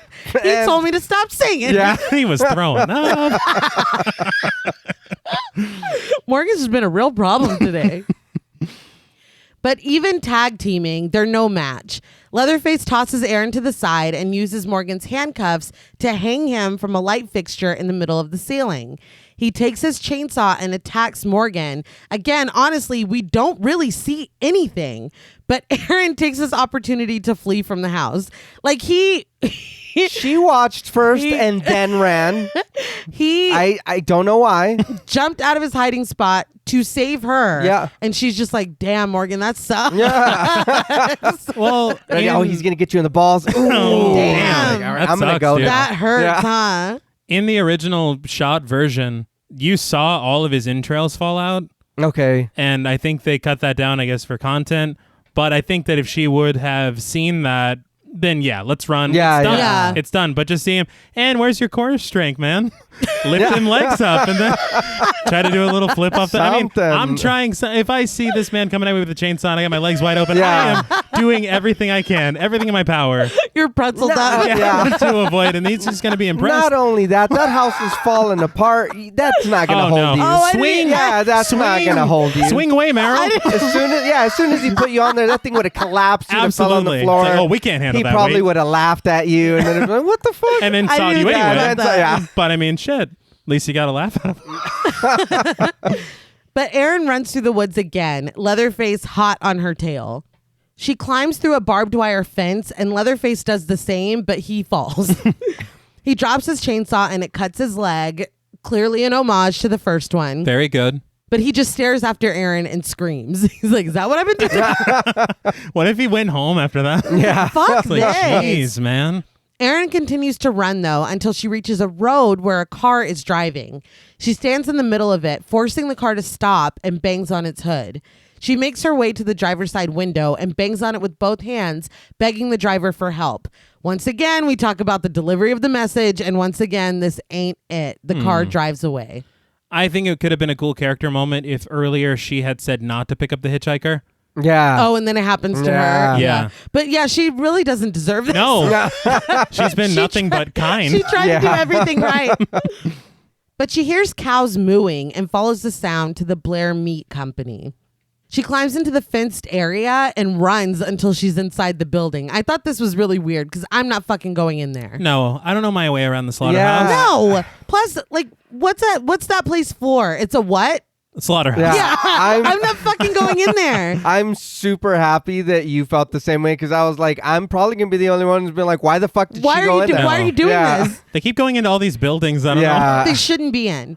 She drops onto the ground as Leatherface appears behind her immediately and grabs at her. You were not that close behind her. How is he moving so silently? I don't know. I don't Is he wearing know. sneakers? Yeah.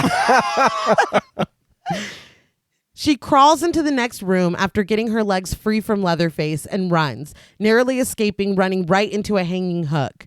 He runs after her, chainsaw once again at the ready, but Erin runs into a walk-in freezer and slams the door behind her. She's frightened by every slab of beef that hangs up in the freezer. Yeah. I'm like, ma'am, where did Yeah, you run into? I know. I did want to point out they said that this was actually a slaughterhouse that they used. Oh my God. The real exterior, everything. Oh wow. But the funny thing to me is that they wrapped the meat. You see it's wrapped in plastic? Yeah. Because they were renting the meat. They're like, no, we gotta Yeah. sell, we gotta sell this. The health Yeah. inspector said if you wrap the meat, you can give it back to the slaughterhouse. And so they're like, you got it, boss. Oh yeah. That's hilarious. But she finally composes herself and ventures deeper inside. Leatherface, though, is traveling through the meat too. Like, we don't even see. He's just Yeah. like Michael Myers almost. See, and that's the problem is you're turning him into like a slasher villain. Yeah. When that's not That's Leatherface. not what this Yeah. was. Erin finds a hollowed out piece of beef and hides inside. She shivers and stays put, but Leatherface pulls the levers for a conveyor, moving the slabs of beef forward. The piece that she's hiding in comes forward and hits her, and she screams every time it does, giving away her position immediately. Of course. She stumbles out of the meat and falls, but runs out of the freezer before Leatherface is able to get her. Instead, he turns on the overhead sprinklers for some reason. I don't know. He's like, but make it sexy. Yeah, that's it. I don't know why he did that. That's it. I was confused. And so does he work here? Yeah. I'm not going into a building and knowing where the fucking sprinkler Yeah. system is. And he knew where to pull the thing to move the meat. Yeah. I just don't get Why it. didn't she lock him in there? Some walk-ins have a lock outside. Oh, damn. And you're not getting out. Hell no. Go ahead with the chainsaw, dude. You're not Yeah. gonna Yeah. get out of there. But freezing and drenched in water now, Aaron runs past cages of pigs to find a cleaver. Leatherface comes out of the freezer and looks around as the sprinklers shut off. When we see Aaron again, she's hiding in a locker. Leatherface walks right past her, but she pounds on the locker door and calls out to him. I was like, what the fuck are you doing? Please find her. I didn't understand this at all. Nah, I don't know. Honestly, this just made me want to play Outlast. Yeah. But since she's screaming and banging on the locker, Leatherface turns back around and we zoom in on his face as he starts searching the lockers back the way he came. This reminds me of The Simpsons when Bart and Skinner are searching the locker. Too. That's all I was thinking of. And I was like, which episode was that? It was Lisa's locker, right? But he checks inside them, opening them and slamming them shut as he gets closer and closer to Aaron. Finally, a locker door begins to rattle, and Leatherface starts his chainsaw before opening the door. I was like, this is going to be a possum. Yeah. Because we learned that possums like to hang out and scream in lockers. But when he flings it open, there's just a whole ass pig just hanging out inside. And it's not even, it's like a live pig. Yeah. I'm so confused. The rest of the pigs were in cages, but this dude just chilling. I was like, okay. Well, you know why they're in there? They love it. No.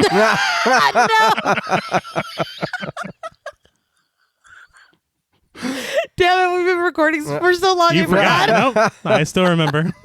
I'll never forget.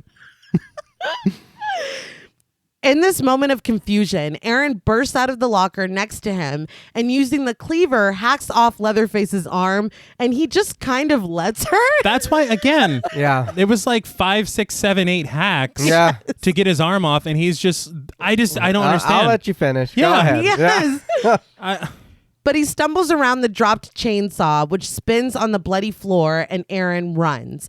Leatherface finally grabs up his chainsaw and bangs it on the lockers until his arm falls off of it, but he just sits down in his own blood, groaning.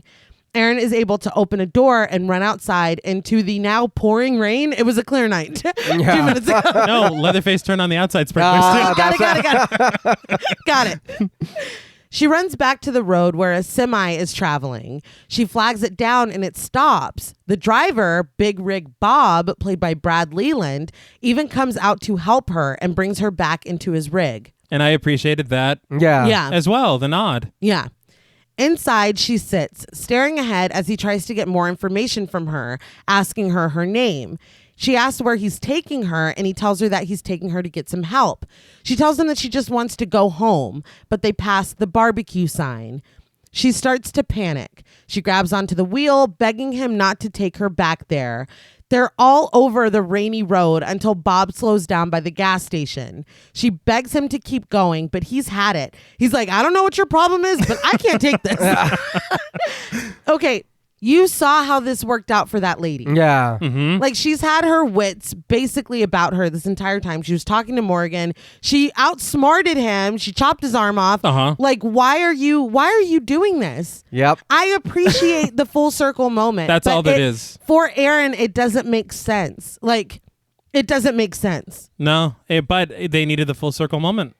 And so they did it. Yeah. And I but- like- The director's like, we wanted that in I- there. I like that. I'm all for a full circle Yes, moment. yes. It just, there's something off about it. It just doesn't seem true. I don't know. There's because something we weird. just watched her chop this dude's arm off, knowing exactly what she was doing. Now she doesn't. catatonic. Yeah, and Yeah. she's creating diversions like Solid Snake and shit. Yeah.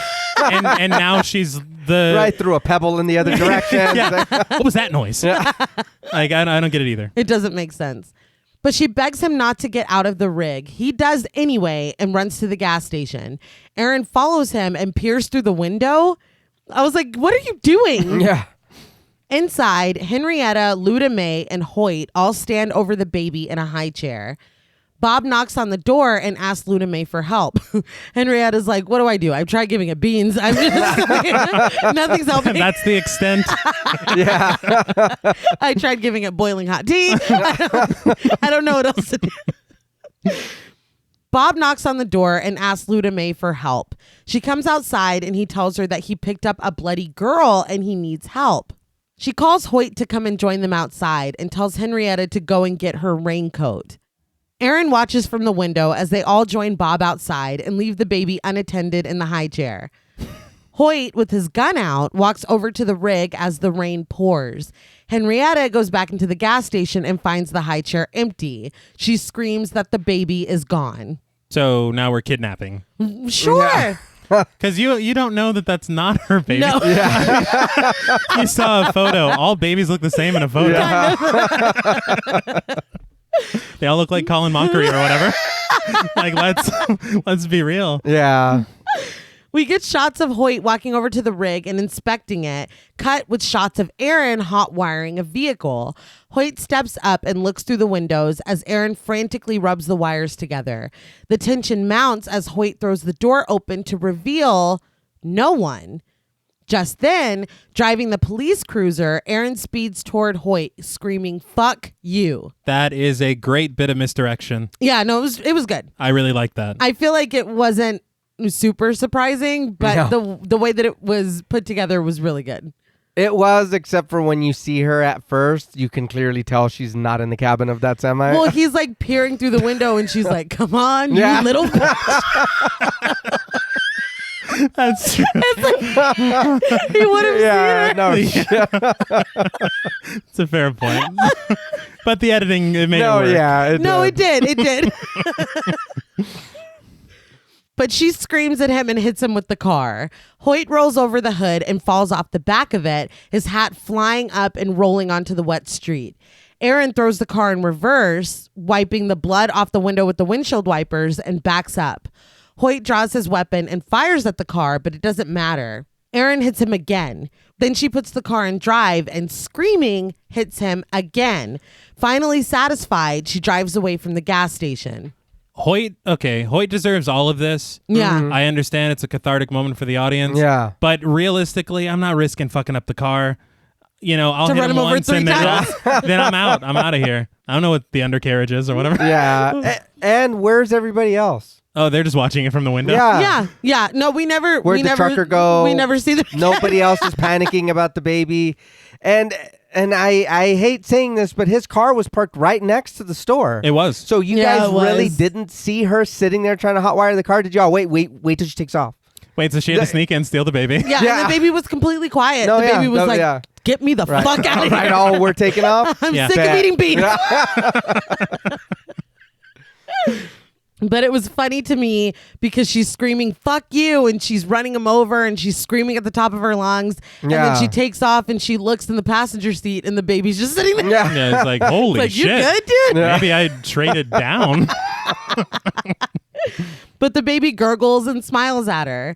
Aaron looks down at her when Leatherface suddenly appears next to the car, hitting it with the chainsaw he's holding with his one remaining arm, causing sparks to fly. I don't know how she did not see him. I mean, I know she was looking at the baby, but Yeah. come on, man. This was obviously a nod to the chainsaw dance. Yes, but it's so No. it's not though. it feels like an No. afterthought. Yeah. You know? And there's so much perfection in the original shot Yes. and dance. It's just like some things maybe don't recreate them.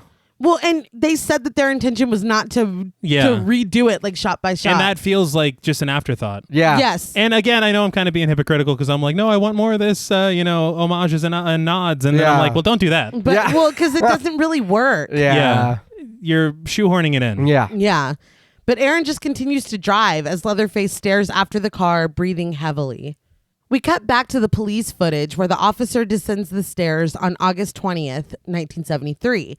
The camera follows him as he walks through the flooded basement of the Hewitt house. As he ventures further inside, what? I'm sorry. I just want to say, not to give anything away, but I'm so glad that before they decided to start filming, they cleared the basement first. It's excellent police work. Yeah. But please continue. As he ventures further inside, we hear someone groan, and the officer immediately falls to the ground. Yeah. I was like, what the fuck? Yeah. He's playing possum. Yes. The camera shakes as the cameraman is attacked by Leatherface, and then the film runs out. The narrator picks back up over footage of a funeral. He tells us that the scene had not been properly secured. obviously. Yeah. And 2 officers were murdered. This giant fucking dude down there, where was he hiding? I Yeah. have no idea. The footage rolls back to a still of when Leatherface attacked the cameraman, and the narrator tells us that this is the only known footage of Thomas Hewitt, the man they call Leatherface. The case today still remains open. Maybe he lives next door to you. We all love that part, right? Oh, yeah. But it cuts to black and the credits roll. So, what did you guys think of the Texas Chainsaw Massacre? I didn't enjoy that ending at all. Not really. I feel like they could have left that out.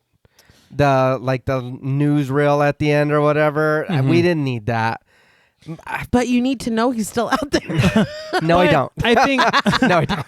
again, how did they retrieve that footage? Did they Yeah. go back? Was it a live stream? The house gave it back. I don't know. Sorry. You're really underestimating the The houses in these the films. Hewitt house is haunted. Yeah.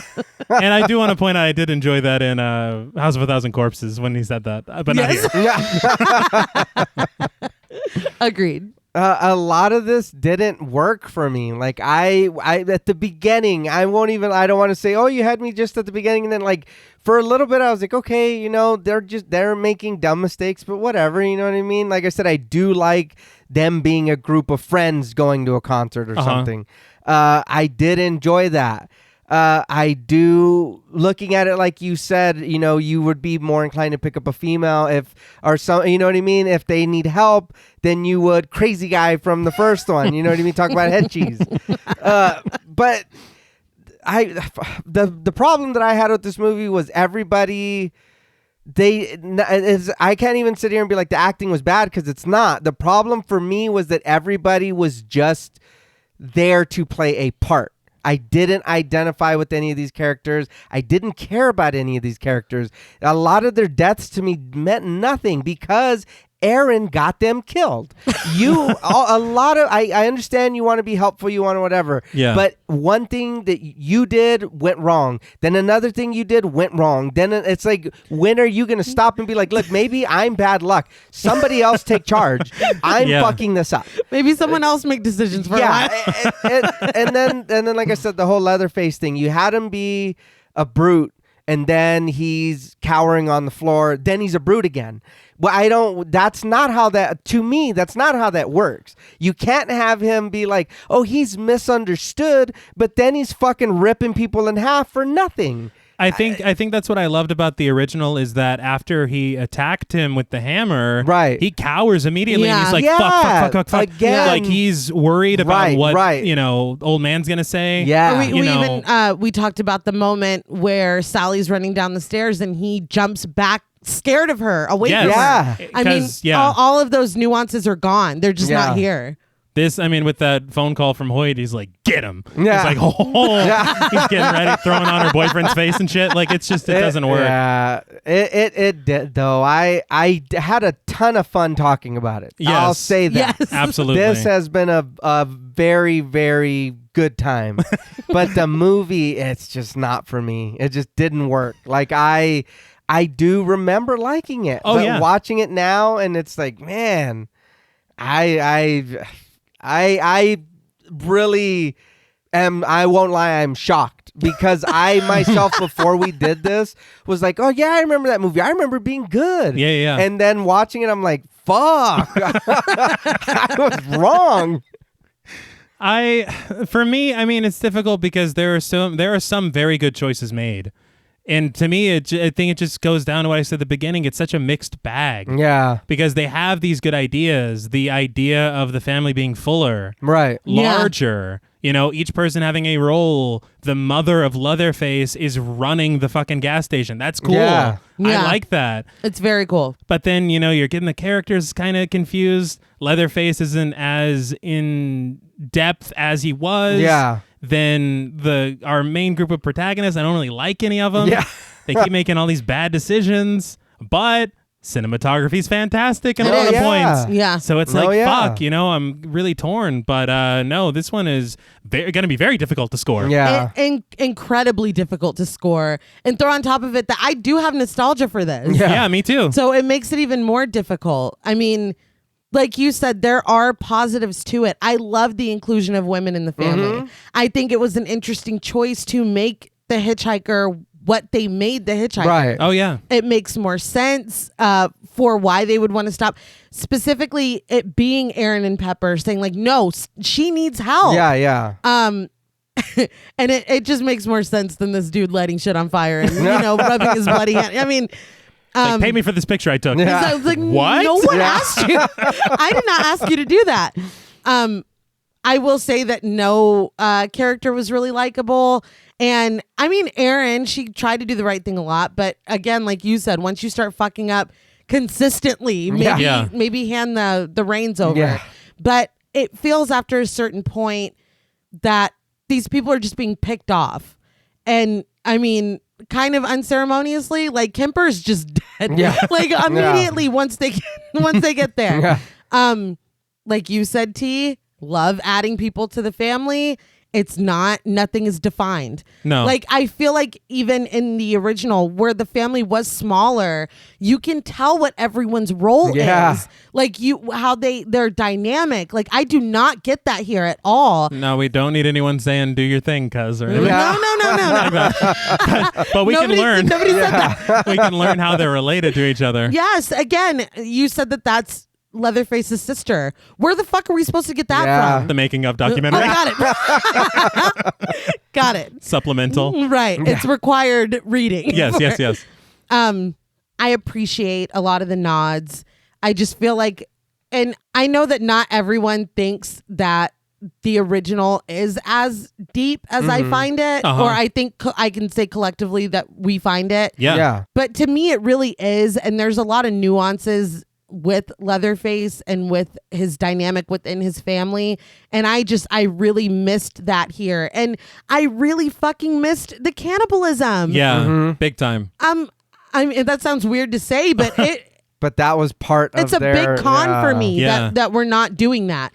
And we're stealing babies. I mean, it gets really muddy after a certain point. And missing, I mean, I know it was somewhat subtle, but really not the social commentary. Yeah. Oh, yeah. Mm-hmm. Industrialization. Yes. And, putting people out of work and what it does. This is just kind of, I don't want to say standard. Yeah. It's very to the point. Mm-hmm. Yeah. And there's not a lot to dig into. And I do know a lot of people really love this movie. Yeah, and I can see why they do. Yeah. I don't hate it. I'm not saying that I hate it. I don't know that it's a good movie, but I know that I do get enjoyment from it. Right. I have nostalgia for it. The performances are really, really good. A lot of the set pieces are great. The cinematography, like you said, it's just, I feel like if this were just a random horror film, I would like it a lot more. Yes. But you're calling yourself something that you're not hitting that point for me. You know what I mean? And I don't need a full remake. I like a lot of the changes that were made because it's a different perspective and it's an interesting take, but it falls flat for me. I guess we can go into ratings. Sure. You look really unsure of yourself. Because I don't know what I'm rating this and I'm still talking. All right. This may be a little high for what the film deserves, which is kind of mean to say, but I do have nostalgia for it and there is good in it. I don't we covered a movie a couple weeks ago that I'm like, this probably shouldn't have been made. I don't necessarily feel that way about this. I just feel like they dropped the ball in a lot of ways. And when the bar is so high for me for the original, that it just makes it that much more disappointing. Right. But saying all that, I don't know. We'll just see what comes out of my mouth. On a scale from 1 to 10, hazardous hitchhikers, I'm going to graciously and generously give the Texas Chainsaw Massacre a 6 out of 10. All right. I already kind of regret that, but, but it's on record, and I will now open up the floor.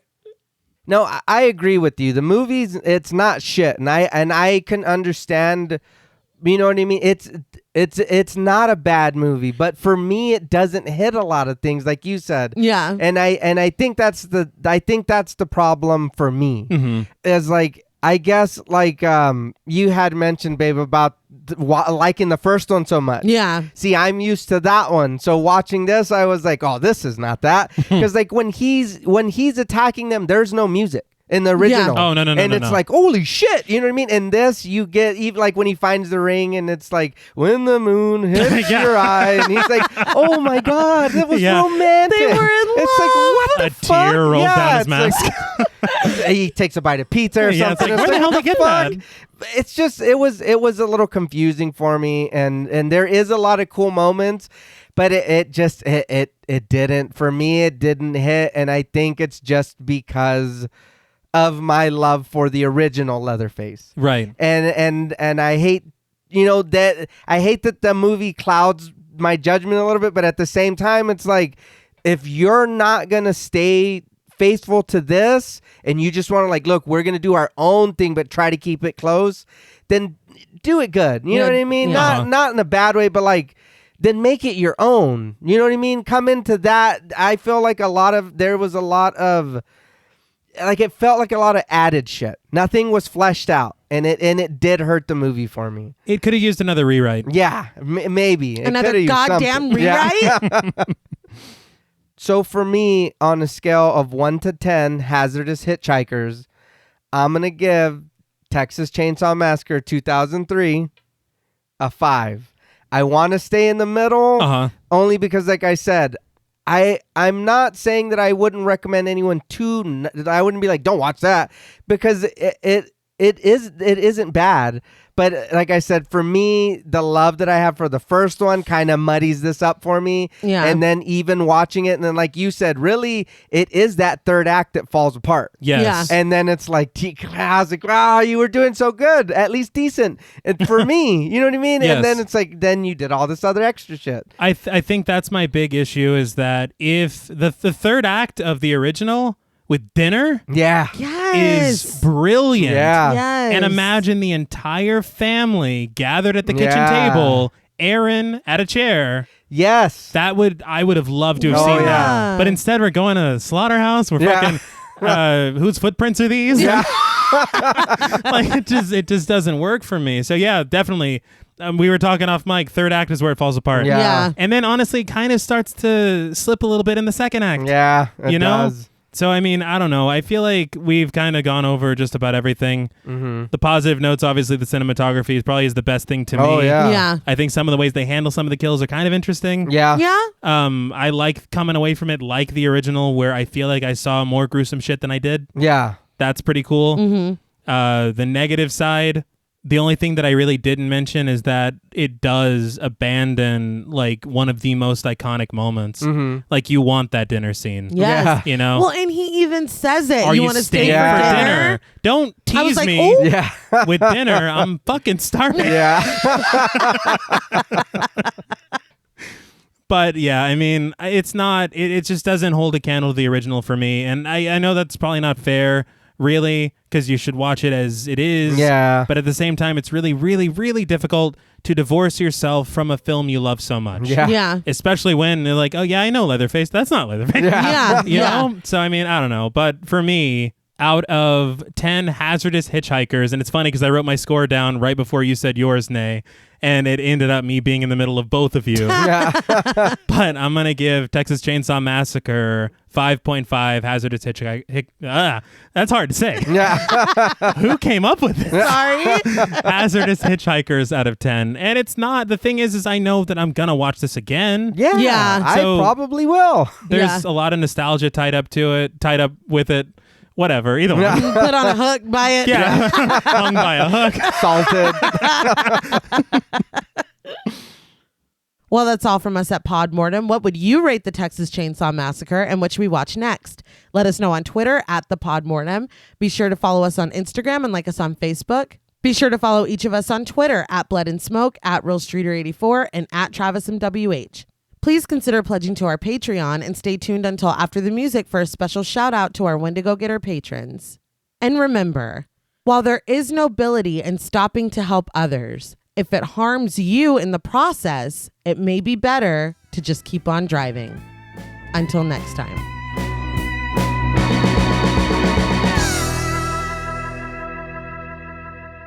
Thank you for staying tuned for our special thank you to our Wendigo Getter patrons. Yeah. Yeah.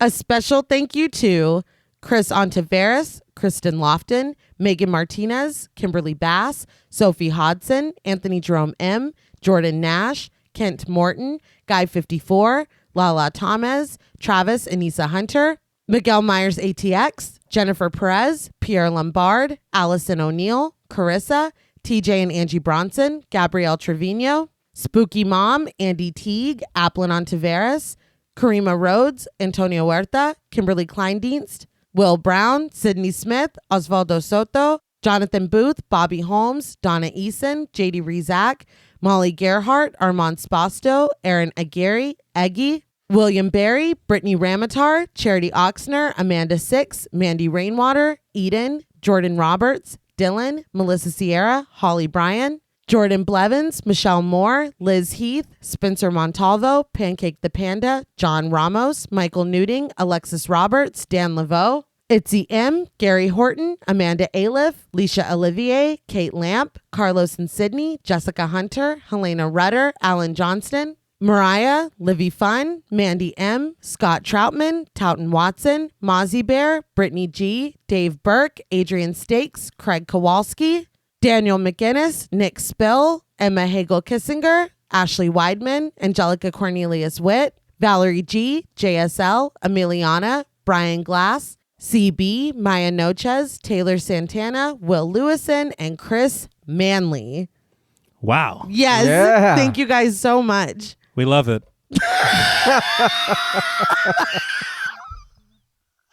Shut up. Let me say my thing. All right. We hope we can help you all to put on a happy face. The mask. Like and leather, that. yeah. Yeah, very good. I love it. Until next time.